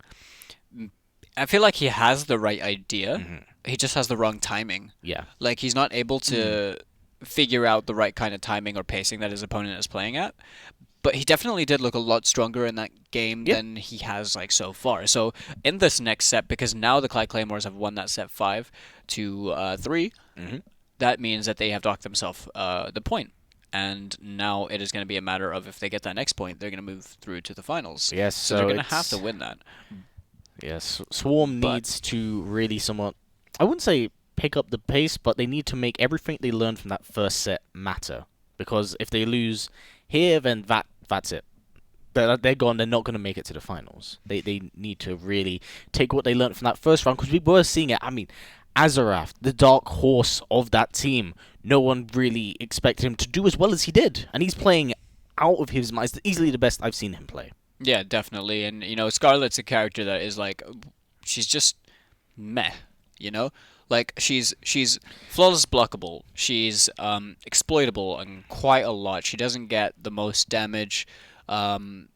Generally speaking, you know, she doesn't have mix-ups as well. Like, it's really just a matter of you when you're playing Scarlet, you're playing the zoning game, or you're playing like so fundamentally clever and patient that you're making her work. I mean, she's the extra ninja to make it into the trio, so as expected, unfortunately. But, you know, it seems like Azarath is definitely putting in a lot of work to this character, and I really cannot just wait and... Oh, looks like we're getting a rematch. Okay. Remember what I said about first round? How much information do you take away? But it seems like Tomato just one step ahead at the moment. Starting off very early with that beautiful KB. And that's this set number 2, as you do realize at the bottom on the left-hand side. So, now that Clyde are 1-0 up in the series, that means that, like, if Clyde win and they take 5 points now, they're going to go through to the finals in Bristol and meet the winner between the Lionhearts and the Spartans. But Tamada looking like he does not want that to happen right now. But, I mean, oh, that is so unfortunate. No punish there.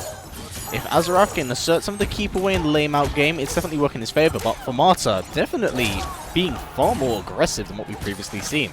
Up until now, let's see more keep away. Yeah, I mean, he's playing that mid-range, you know, like we were saying before. Like, he needs to be playing that mid-range against Azarath, because the full-screen game, it was like, sometimes he was dropping the input on the Ice Quake, and you just end up eating the tongue or something else instead. But, like, Tamada has the right idea. He knows how to close in on Scarlet as well, like right there. But he has to make it work, you know, because right now Azarath's sitting at quite a substantial health lead. Yes, but definitely for Marta, not scared to get down and dirty if he needs to up in his opponent's face. And whether or not Azarath should be, you know, quite scared of it in that respect, considering that the last round was rather convincing. Oh, what a whiff punish. Nice spacing. 2-on-2. Oh, no punish. He forced the breakaway, and Tamada tried to get the punish on the 2-on-2, but just woke up, unfortunately, just a tiny bit too late to get it in time. Yeah, and ate the forward 4-3, unfortunately. But Marta definitely not out of this gesture. Block stun? Oh, no challenge. Oh, jeez. The down back 3? No, the unoptimal punish. That must have been a back 3 attempt into the down one. Yeah. It must have been. That is very much so unfortunate, but you can expect... It seems like when Famata ever gets a really, like, bad round or something like that happens, he comes back the next round with a vengeance. He does get quite bloodthirsty when something weird happens. Ooh, great spacing there. Yeah, really good stuff from Azarath. Oh, that was very smart. Of course, Famata being caught with a few down 2s earlier on during the set, so definitely keeping an eye out for that now. Now, here's the thing. Famata can actually sit. Oh, that's not the right input. I was going to say Famata can somewhat do a bit of a lame game and handle these trades right now and kind of force Azarath to play his game. Nice man. spacing. He spent the crushing blow early on, so he doesn't have it there. But yeah, I do agree with what you're saying. Right now, he does have the health lead quite distinctly over Azarath, and the next hit's going to take it. I mean, Formato could run in and just do spin at any moment in time and take it. But Not going to matter. I think in that situation, he already established that before he likes to do down back 3 in that situation because it would rinse through the last breath, right? It would rinse through your defensive bar, that your little safety net when you're in chip territory. But with that being threatened the last time that these two played, he already made relevant adaptations in this one. He didn't need to see Azarath teleport in on him again and then steal the game from him because he was already aware that was going to be an option. So instead he opted to jump backwards and kick to challenge it like he did before, and in turn, took the game for himself. yeah, I mean, it's definitely a lot of... Because Formato's a very experienced fighting game player. He's been around the scene for a while, and it clearly shows in his play. He's definitely no chump at all. Yeah, I'm not quite sure about the history of Azarath himself, or whether he has been playing either NetherRealm games or fighting games for a substantial amount of time, but I think that the overall decision-making that he's been showing is quite good. Yeah. It's signs that you either have experience as a player, or you've been playing a lot with your locals, because let's not forget, he's in a team with 3 really good players as well. They probably play each other every week, right? Yeah, no, I think that's one of the amazing aspects about this. It isn't just the players, but it's the community amongst them in the different areas that have, unsung talent in the UK. That is true. That down 2 trade working absolutely in the favor of Tamada as well. Yeah, we can even have like a somewhat brief talk about the Cinderella story that somewhat is Video Game Joe right now, Like, his success has been incredible.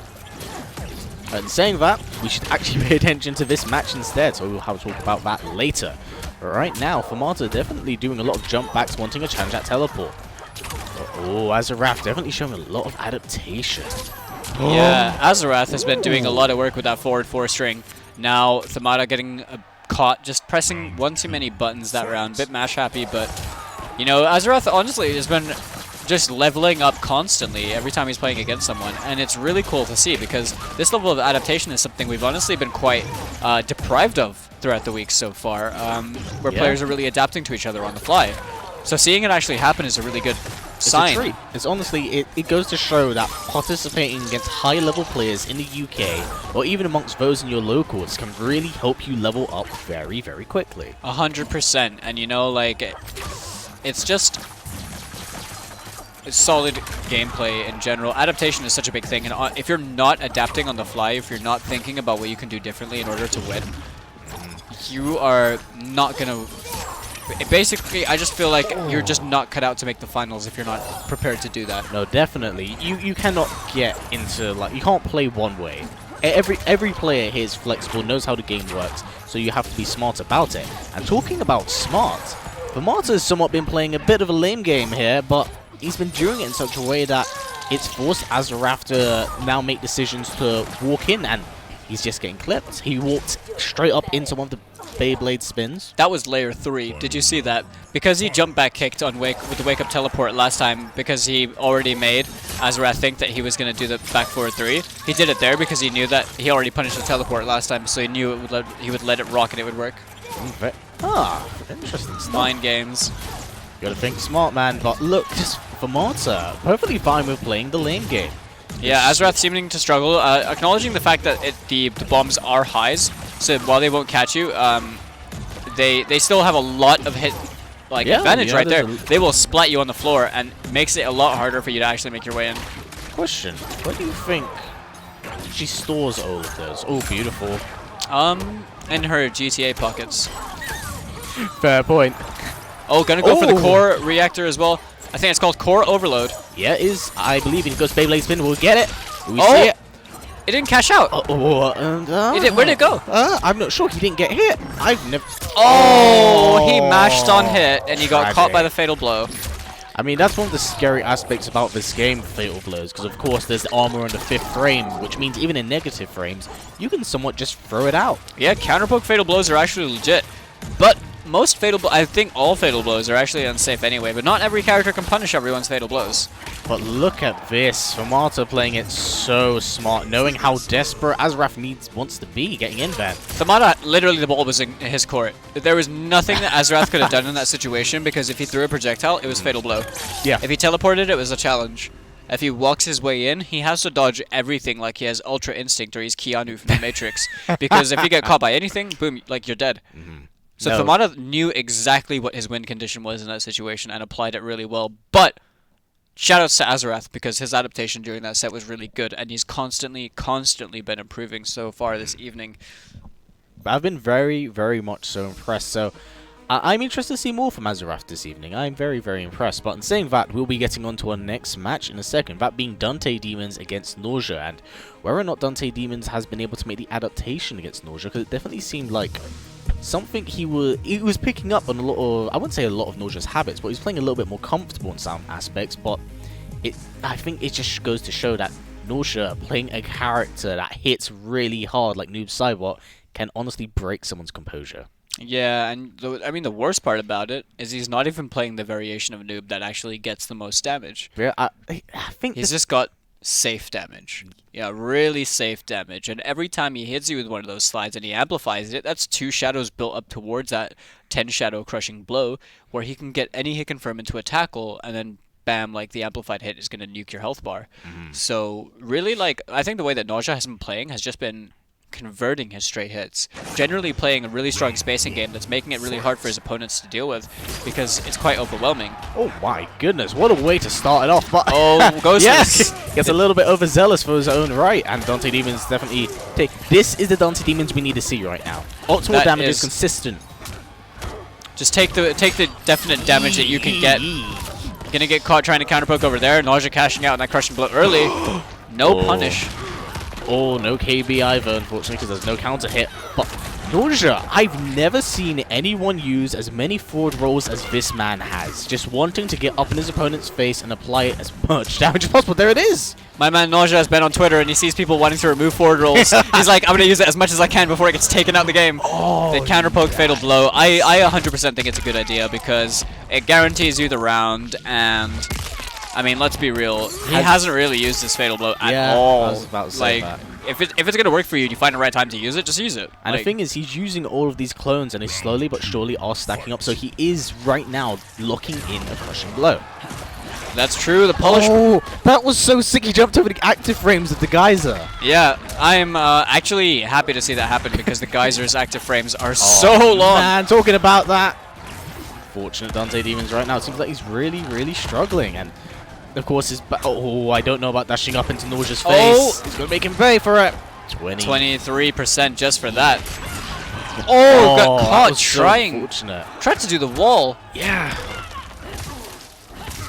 But definitely if Dante Demons can keep applying this forward break. Oh, punish! Oh, no punish on the forward 2-2-1. Oh, the spacing. Shit. Wait. That one was a personal teabag. Wait, isn't his fatality like down? Yeah, down 4. Okay, yeah, that explains it then. Yeah, but that was not a fatality. That was 100%. That was a friendly teabag. Yeah. That was a we've been mates for ages. Lol. I love you, man, but I love you, man, but XD.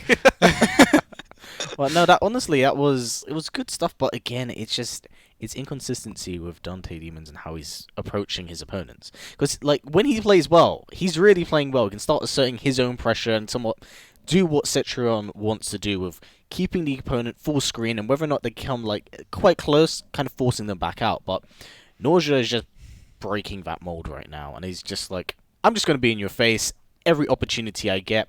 I'll forward roll every time. If you're not grabbing me out of it, sucks to be you, man. Yeah, like honestly, if you're getting away with something and no one's punishing you for it, why not keep using it? Lack of it. But Nausea has like the perfect hybrid between being a smart player and being crazy. So he's not afraid to throw out those really Rago decisions if he feels like they're applicable. But he also plays very clever with a lot of thought behind his actions. So like, it's a very difficult playstyle to deal with, you know? Yeah, I mean, it's clearly showing, and Dante Demons right now just does not have an answer to what Nausea's doing, and that was very quick.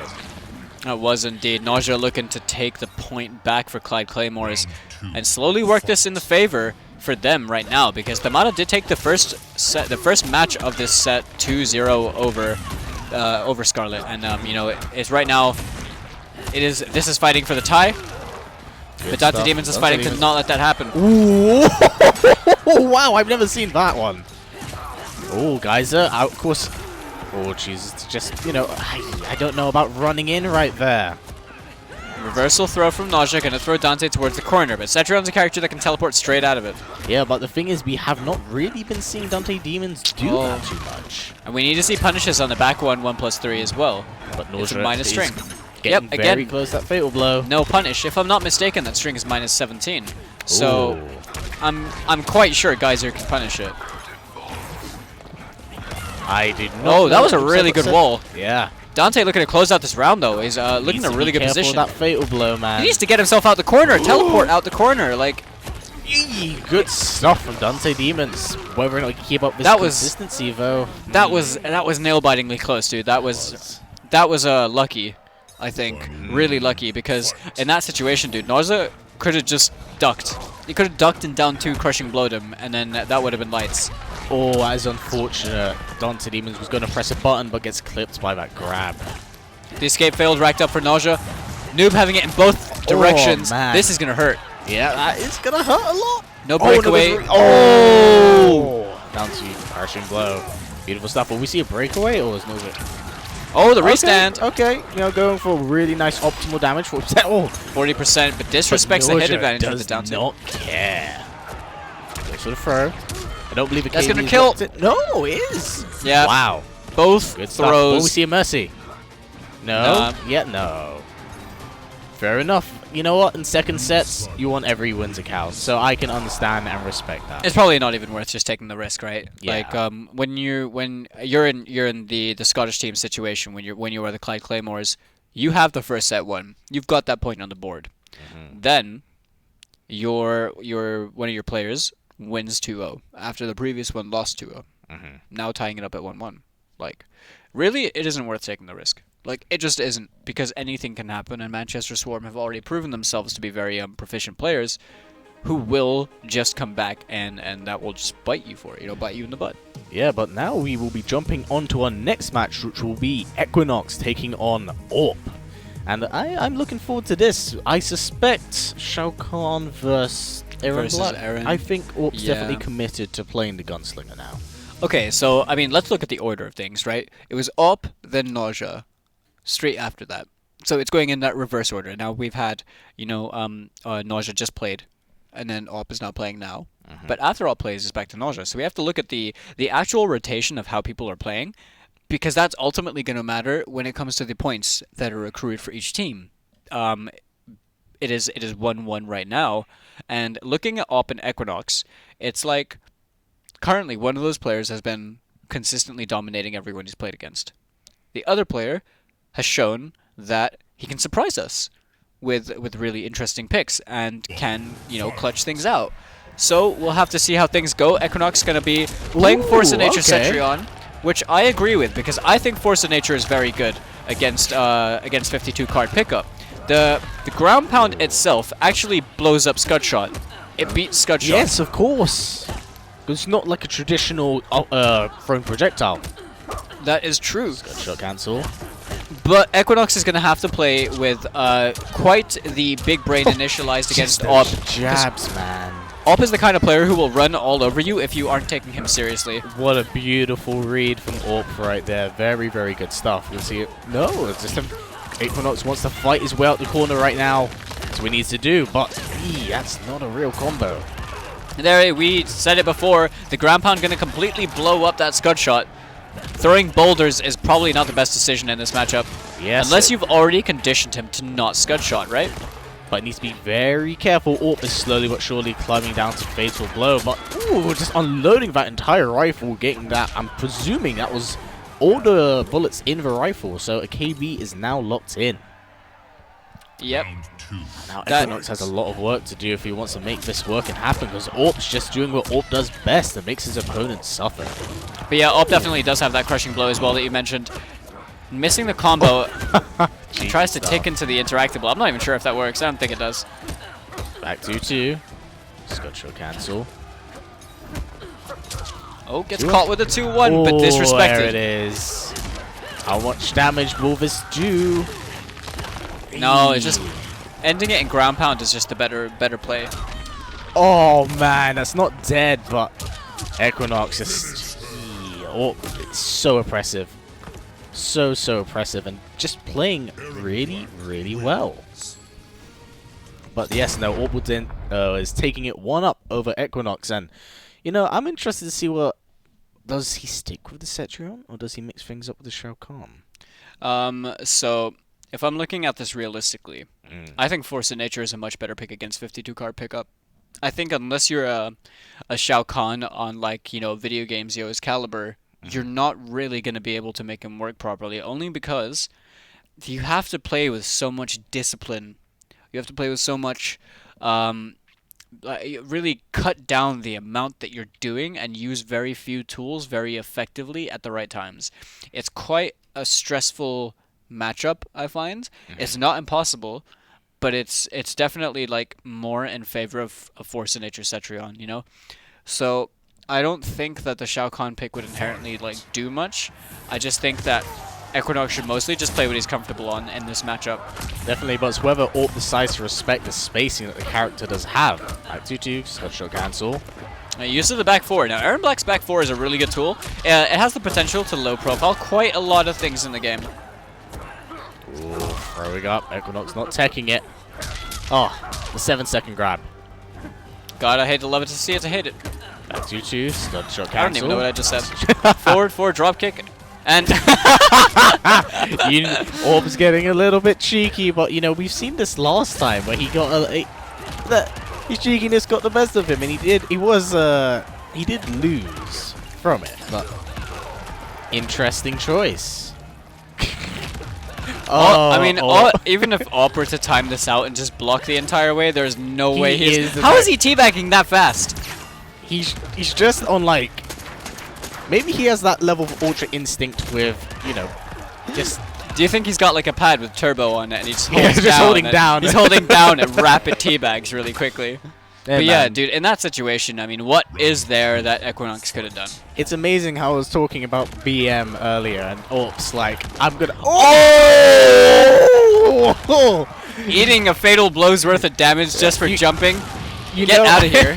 I can't help but feel like Orp kind of deserved that, considering the 100%. rounds. Okay, one thing I want to mention, though. Seeing as Manchester have two people playing Cetrion, you really should not be letting people jump in on you. Cetrion standing 1 is arguably one of the best in the game. And there you go. Perfect stuff from Equinox. You should not be letting people jump in on you. Like, it has such a good horizontal and vertical hitbox on it that, you know, you just get a free combo every single time just for someone trying that. That was interesting. A little up three going the building up. And oh man, that fatal blow is locked in and chip damage. Oh, there's the punish. Oh, good stuff from Equinox. Now, good patience. You know what the entire round was? Orp getting a bit too cocky for his own good and just making every wrong decision. Young man confidence easily. There's a very fine line between that and cockiness, isn't it? Yes. Unless you're me, then you can just keep doing it and be just ass. That's called being tactfully. The up two gonna completely whiff the drop kick, avoiding the Hell's Wrath as well. What was that? That one free checks into a grab? Yeah, that one's the thinking emoji. Back 2-2. Scud shot. Oh, there's the One check. into back 2-2. Scud shot. I mean, the range that the amplified Scud shot is putting him at is a good idea. Oh, breakaway at the end. Oh, you know, You hate to see it happen. Just sitting at that. He's trying to get the crushing blow, I think. No, he's already got it. He's already got. Why is he trying to down 2 so much? I don't know. Was that just like, I could just down to you because I can? Because I'm very confused, because he's not like he's had the brutality locked in. Yeah, I'm just thinking, like, if Equinox just kind of shimmied him into forward 2s, that he could have just taken that. Yeah. But either way, it's not going to matter anyway because Op took that pretty. I want to say the BMingly, yes. Because in the first game that they had, he took it really convincingly. But then Equinox, like, started to apply a lot more in the second game, but in the end, Op still managed to take it, which now puts Clyde in the 2-1 advantage going into the next match, where it is going to be that first round run back. Of course, this is very, very much so important because every win does count at this point, and whichever teams really stacks it up and gets closer to that big win will make it through to the finals. But we need to see Manchester Swarm really kind of put in more work, because Famata has been consistent. He's been the shining star of the team so far. Unfortunately, it doesn't mean his teammates are bad, because they're doing really well. They're just falling that bit short. Yeah. That bit short. It's just little things that slip them by, right? What a read as well on that low slide right at the beginning. Cashing out on the crushing blow because he knew that Nausea didn't have the defensive bar to break. Is going to really get Oki and push towards the corner. Very, very small stuff. Ooh, Tracer jump freeze. Oh my god! Okay! That's... What is this? That was interesting. How much broken stuff does Frost have that we are unaware about? I'm saying that. Nice, 25%. Does Famata go with the lame game? Because, of course, Sidebot does have that teleport. And Nausea has definitely shown that he is not afraid to teleport someone. Spending a bar for 16% as well may be a bit wasteful, but in this situation where your meter just rebuilds, especially in Mortal Kombat 11's meter system, it really doesn't matter too much. Nausea just took that round without really breaking much of a sweat. And Famata is down on the back 2-2 crushing blow, but he can make up for it by just playing neutral. I think he's got to be careful with projectile tosses. I think if Famata can slow down the game plan and let him really play at his own pace, it can work out. Because, that slide is so incredibly good and so strong. Oh, scary stuff there. It is, but however, Frost is one of those characters that can BM you for trying to do that slide with the Ice Quake. Oh, no follow-up with that crossover kick. It was at the perfect height. Beautiful neutral duck right there. Good punish on the Shadow Ball. Yes, now Nausea being a little bit more passive in his approach, but doesn't he exit? Then again, he didn't have the bar, and unfortunately Famata just didn't, acknowledge that, so missed the punish on it, but, not the worst thing in the world. He does still have the health lead. Yeah, and takes the trade happily. Yeah, I feel like what I said in previous round really shined there, where Famata really slowed things down, and he kind of made Nausea play into his hand a little bit. Great punish on the forward 2-2-1. Ooh, doesn't catch him on the forward roll, though. Uh-oh. No the back one counter poke from Nausea is really good because the back one from Noob is also a 9-frame mid. So it's a very good tool to use in that situation where Frost does want to do the down one spin. Oh, drops the combo! That is a shame. That was huge. But in saying that, Nausea does have the life lead at the moment, and he can play a little bit more Rago. He does have the fatal blow, but it is going to be pretty difficult. Yes. Nausea hasn't exactly got a lot of crushing blows to work with. Yep. Oh! Breakaway there because you had no choice. Oh, no Augur. Back. I don't know about that one, Chief. Yeah, no.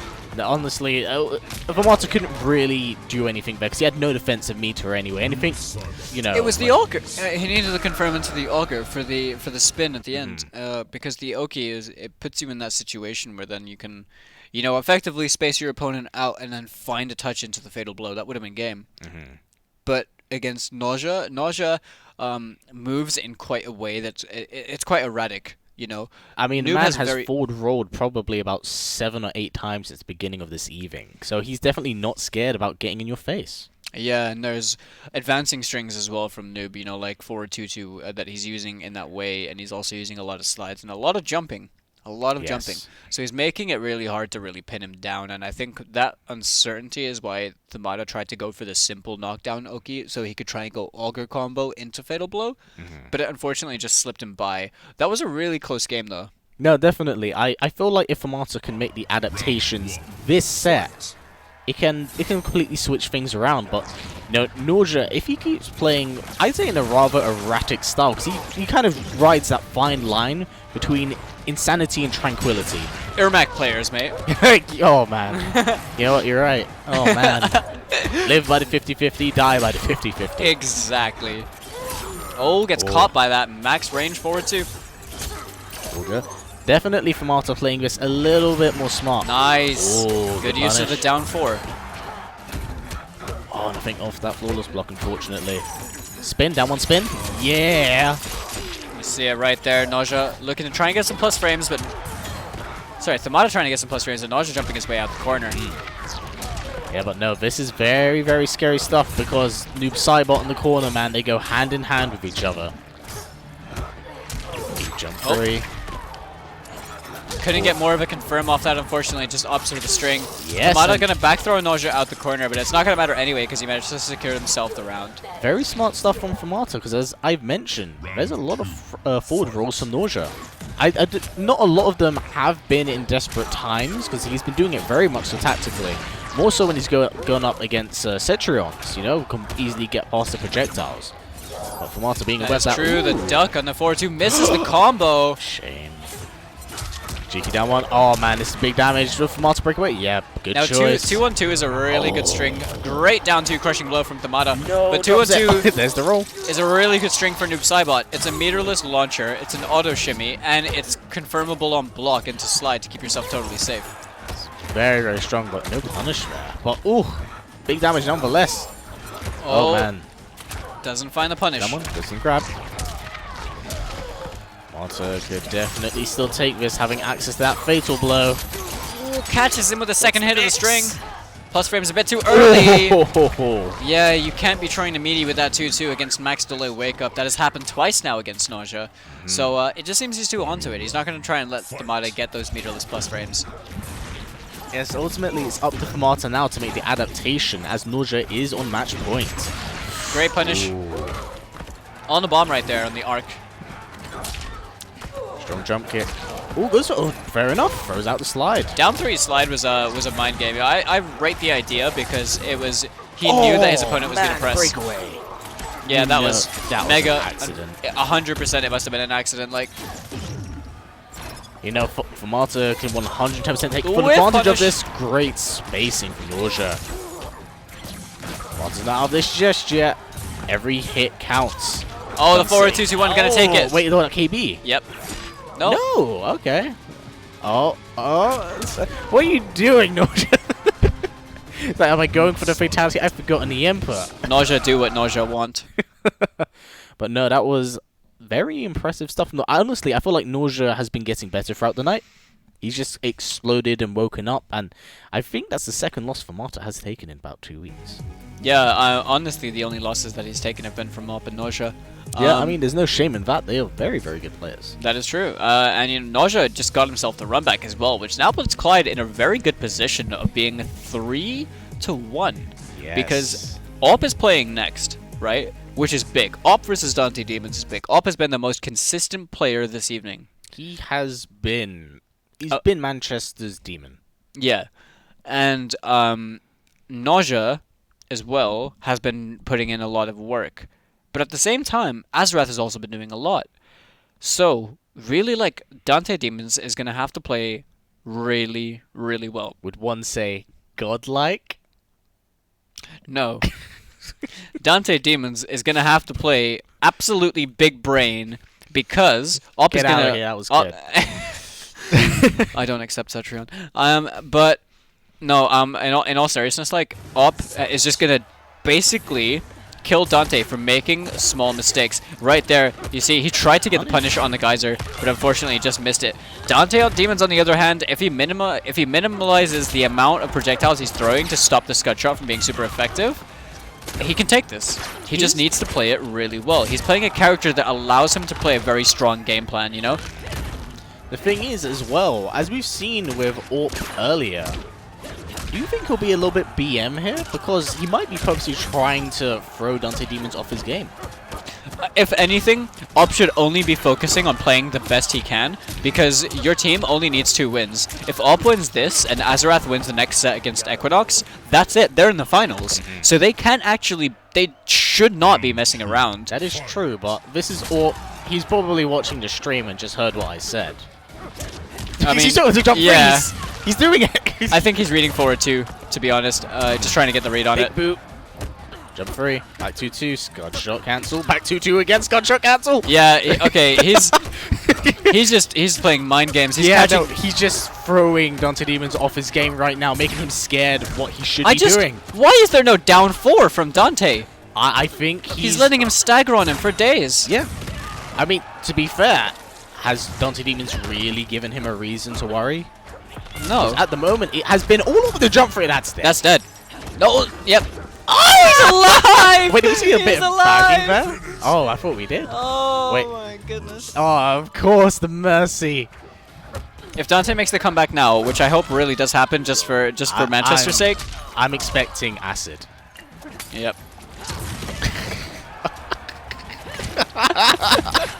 He is watching the stream. Op Praise the is, sun. Op is Oh man, if this blows up in Orp's face, he's never gonna hear the end of it from me. But no. Good stuff from Orp right there. Max levels of BM. Continues to follow through with it. Can he get the fatality though? Ah, there it is. But I'm really impressed with Op's Aaron Black in general. Look, you know, the trolling aside, I'm actually really impressed with his Aaron Black because he's not been playing the character for too long, from my knowledge. I believe it's probably been at most 2 weeks. He looks really comfortable on him. Now, I feel like what I'm really enjoying about watching Orp's Aaron Black, he's taken the aggression and style he had with Sonya, and he's applying it to this character and making it very formidable. Because, Yeah. I mean, I think a case as well, which was a problem with Dante Demon's here, was I feel like he completely choked in his defense. When he was put in the corner, as we've said time in and time again, it's just not the place he wants to be. And he didn't do anything. He held block for about a good 15 or so seconds, and then like Orp was like back to 2. Okay, I mean, got like, cancelled. let's look at some introductory frame data, right? Application of introductory frame data. So, Aaron Black's back to 2, right? Yeah. The string itself is minus. Now, while it isn't punishable, it's minus enough for you to start challenging things. So if Op in that situation was so confidently staggering with back 2 into back 2, you need to be contesting him with like forward 2s or down 4s. You know, you need to. Forward 2 is a really good advancing mid that Cetrion has. Like, you should be trying to use that if he's trying to use slower mids on you after minus frames. Like, you actually have ways to challenge him and fight him, and you need to be catching the out on him. punish! This is what Dante Demon needs to get into the lead right now. Oh, good stuff. Didn't have the bar to extend it any further, but 36% nevertheless. Yeah, big damage. Honestly, he needs to make every hit count as much as he can. Dante's playing this round a lot better, though. This is definitely all him, but as we have seen, you know, Orp can change this on a dime. And there it is. Good Dante stuff. Demon's taking the round. Will he retain this composure, though? Signs of life. Round 2, fight! Shoutouts to Mortal Kombat Deception in the background. Also, I loved how, like, the middle of that set before round 2 said it's like Aaron Black's. I'm just gonna There swing you my gun go. around a little bit. That's what he needed. Yeah, a lot of look. challenges with the forward 2. This is the Making Dante every Demons we right need to be decision. seeing. It's really starting to show. And I mean, look, Orp's now out of defensive meter. I mean, he does have the corner, but Orp needs to be very careful now. If Dante Demons can land a flawless block, this could be something Nice very challenge. See, now he's starting to challenge people the stagger pressure, and he's not letting Op just get away with it for free. Oh, try to get a teleport. I would not try to teleport after that. Nice block. Goes No, for punish. that's Unfortunately, that KB has been used, my friend. Oh, that was not the right punish to Talk about use. KBs. 3-2, acid slide. Nice Fatal jump. Access to fatal blow, cash it out. No. Didn't have the bar. Didn't he? He just built it. He just built it. A shame. Good blocks. But You watch out for the fatal blow. Needs to be so careful. You can 110% just lay him out. 110% just lay him out. This is a battle of patience right now. Gotta watch. Because Op has the reversal option available with that fatal blow. Great counter hit. Stuff, and Dante Dante with the first game. The first game he needed to take, and it was against the most dominant player on Clyde. And even with Orp's BM, he played. Does every opponent need to BM Dante Demons for him to just win? This is why you don't BM. This is why you don't BM. But this is huge for Dante and for Manchester as a whole. If anything, that should be such a big morale boost, because now Dante, like, keep that up for the remainder of this evening as much as you possibly can, and you guys have a sure shot of making it into the finals. It's absolutely possible. Anything can turn around and change at any point in time.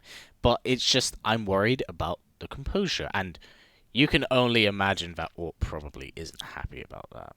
I don't think Op is too worried. I think he was prepared to have a throwaway game, judging by the way he was playing. I mean, he did. The man's literally just like trolling right now by doing arc jump free, arc jump free, arc jump free. But you know, we'll ultimately have to see it because it definitely seemed like Dante Demons were making the right decision there, and it was starting to show. But you know, man, Orc definitely has quite the life lead at the moment. Yeah, Dante's going to have to pull out his magical bag of tricks because he really has a lot to do if he wants to be up in the set. Ooh, no, KB unfortunately doesn't space it outright. Oh, yeah. Scud shot absolutely melting through that Hell's Wrath. Not going to work at all. Good block on the overhead this time. Man, gets shot in the face anyway. What is this, Call of Duty? Oh, Scud shot. Big. And the overhead Question, up. does Orp start the round with a forward 4 to cash on that KB? Yes. Round I think he I will. will also say I think yes. he will. Oh, he didn't. He didn't. Teabag? Oh no, goes for the acid instead. Dante Demon's trying to get the wake up roll, but not working out. Nice. Oh, of course, he's emptied the rifle now as well, so he cannot in fact fire. Oh, Good challenge from stuff. Dante. Nice tech He's though. playing much better right now, but Nice done. oh, good stuff. This is what we needed to see. Dante Demon's finally Oh no. showing signs of life. The backdash my punish into the 2-on-3. goodness This is me. what we need from Dante. That was huge. The drop. The king! Oh, no. no. Good breakaway. Yo, Oh, back to no two. chance. Oh, no, Scott. Is that dead? That's dead. That is dead. That is Yep. dead. Rifle butt to the face. That is so Wait. unfortunate. Yep, that must be it. Wait, yeah, it has to be dead. Oh, Yeah. that is so unfortunate for Dante That's all- Demons. He had that, but Okay. if there was ever a time for him to wake up, I mean, now it would have been it. At least he has played in a way that I hope that he is proud of. You know, with just the set alone, that he can go back and say, That you know what, I played that really well. Was the best I've ever seen him play on the Belong. He had the right reads. That drop at the end cost him the set. It cost him the set. He was actually about to be up, Yes. but the geyser dropping was the most unfortunate thing to drop because the geyser, like, Op didn't delay wake up. Op got up and blocked so that he could guarantee minus frames so he can guarantee a punish. Ridiculously smart because you're acknowledging the fact that your opponent is putting himself into a position where he's saying, hey, give me free damage, and you're taking that. You take that. Like, why wouldn't you? Right? Yes. In this kind of situation. But now Clyde Claymores have turned this around entirely. They've basically just been dominating Manchester Swarm.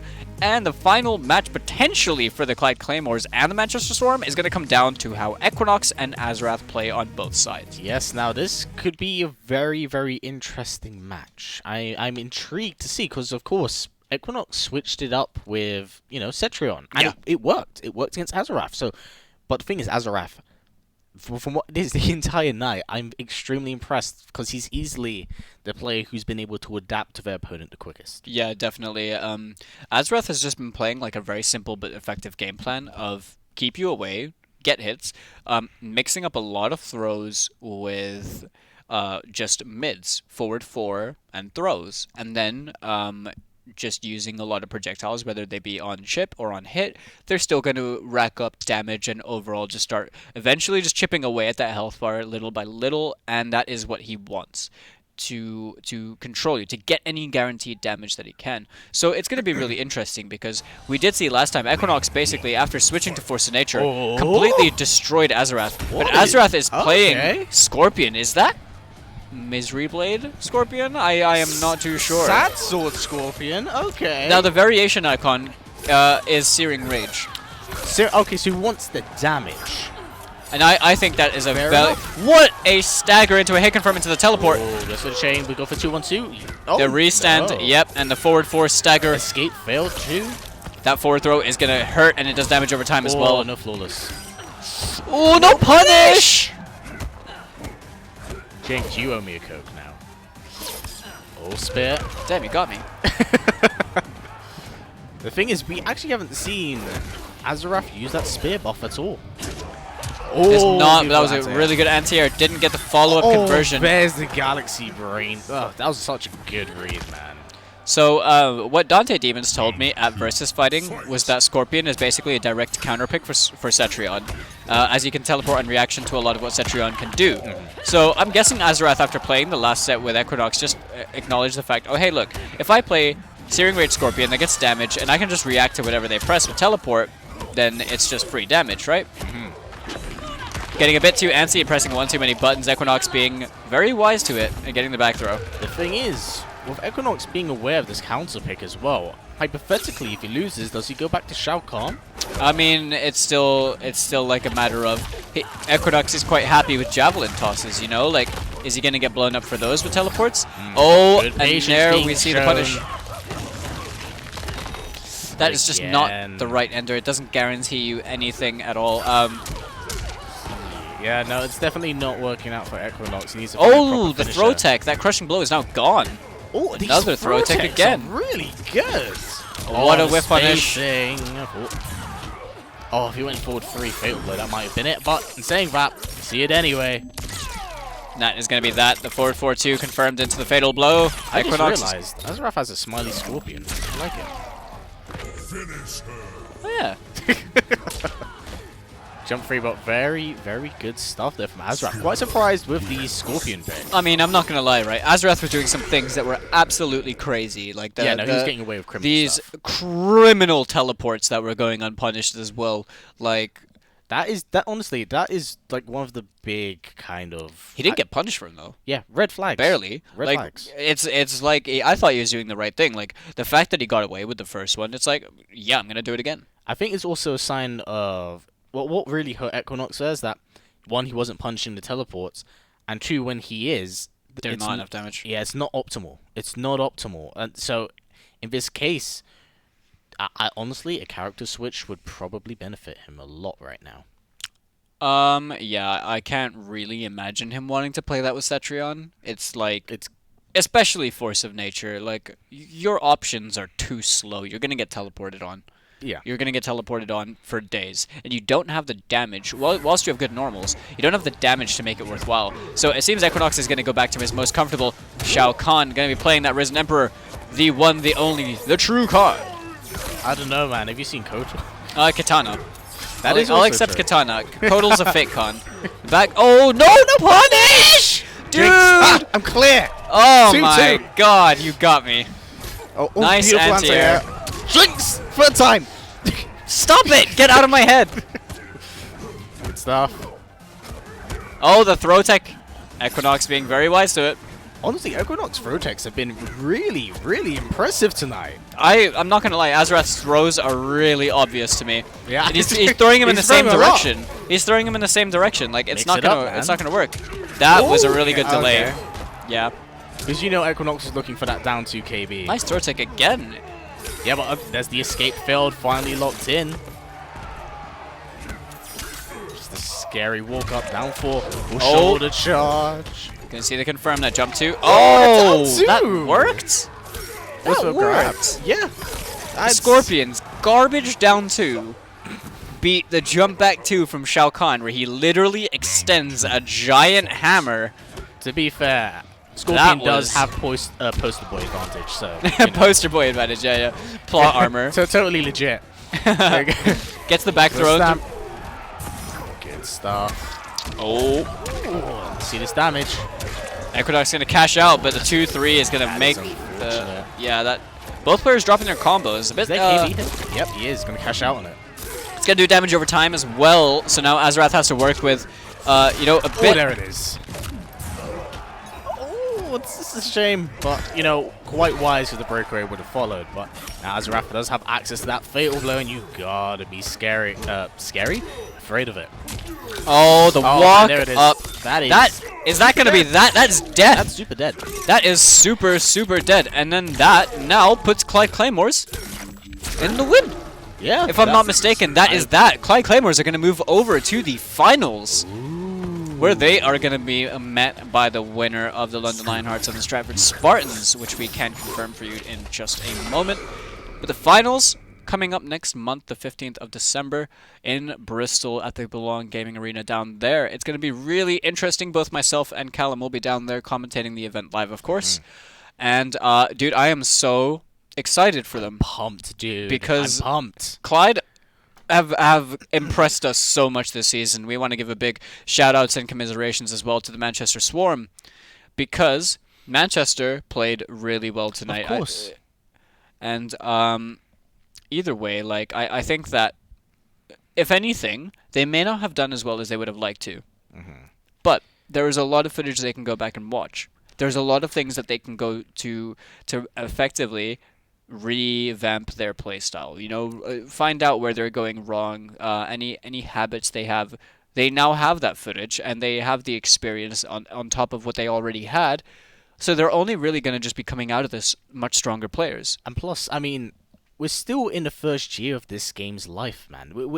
We are expecting the Joker, followed by your boy Spawn, and then presumably another season's worth of DLC. So the game is still very much so ripe. Yeah. And honestly, I feel like now, this far into the game, people aren't just familiar with it. They're bridging that gap between good player to great player. Yeah, definitely. So- That was a very good way of putting it. And so like if there is another season of DLC, I want to see Shredder from Teenage Mutant Ninja Turtles. I want to see Shredder. It's incredibly unlikely, but imagine. As far as guest characters go, I mean, I'm content with Spawn. Spawn is like all I've wanted in a fighting game since like Soul Calibur 2, so I'm okay. I'm perfectly okay with anything. But either way, like back onto the subject of the arena clash now, like we were talking about Video Games Yo earlier, who is on the London Lionhearts. Now, Video Games Yo has been a very dominant player since coming onto the scene this year, starting with this game, and is now going to the Intercontinental Finals. Yes, this weekend, which I will be in attendance and, in fact, commentating, so I'm very excited about that. But I feel like Video Games Yo is truly somewhat a Cinderella story of being an online player that has been able to bridge good to great player in a very, very short amount of time. I haven't seen a player have as big of an impact on the scene as he has in such a short amount of time, honestly. Yeah, he's essentially just bulldozed his way through. Every single time he's taken a loss, he's come back so much stronger, and he seems to conquer his demons. I mean, perfect example, IKK, Acid Maza, lost against him from a drop. Next week, came with a Nightwolf. Annihilated Acid Maza.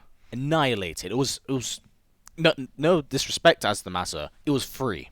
Yeah, was I mean, free. it definitely was. I think, like, by that time, Nightwolf became legal, and Video Games Yo was waiting for that opportunity to showcase the Nightwolf, because the Nightwolf pick was what you wanted instead of the Shao Kahn against Cetrion. And Shao versus Cetrion is one of the worst matchups in the game. 8-2. Free. It is horrible. It is horrible. So playing Nightwolf in that situation was so much better. You have to reflect. Now, while it might not send, like, Hell's Wrath, her Fire Beam, back at her, it can send boulders back towards her. And it stops her from basically, like, what Nightwolf offers just stops Cetrion from doing so much. You can start challenging things with the instant jump ones. But there's also another thing, is that he started taking losses to people like Foxy Grandpa, you know?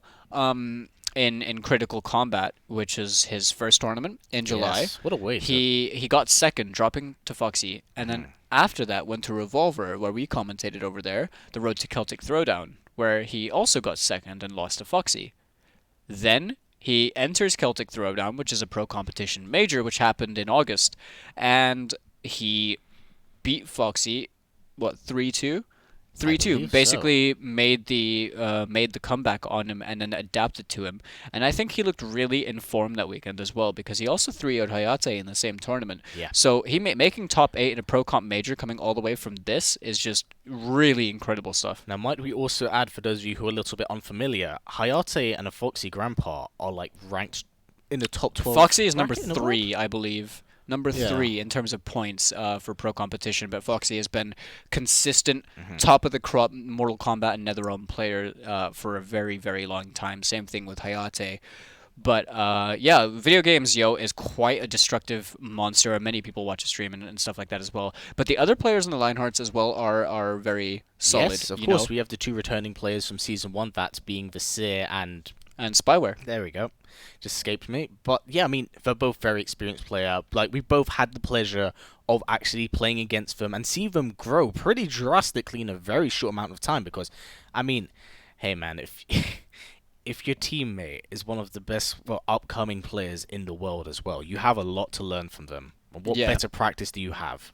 Yeah, definitely. And, like, having these players around you, it's good for questions. I think that having a varying level of skills is always good for the players who are at the lower end of the skill bracket because they can soak in a lot of knowledge from more experienced or knowledgeable players around them, right? But this is going to be a real saucy, like, crew battle in this finals. It is going to be the 4-on-4 really coaching each other. I mean, and adapting things. All these players are analyzing each other because everyone wants the gold, don't they? They want to be making it in for the win. we also can't completely forget about one of the other Lionhearts players, Hollow. Hollow, like, the last time we saw Hollow, explosive Noob Saibot Dark Sabbath player, I believe. Yeah. And I've never seen anyone play Dark Sabbath the way he does. It's like on another level. Very aggressive. Yeah, Very, very aggressive. Very make you want to press a button, and then he's going to turn that into about 35% of your health.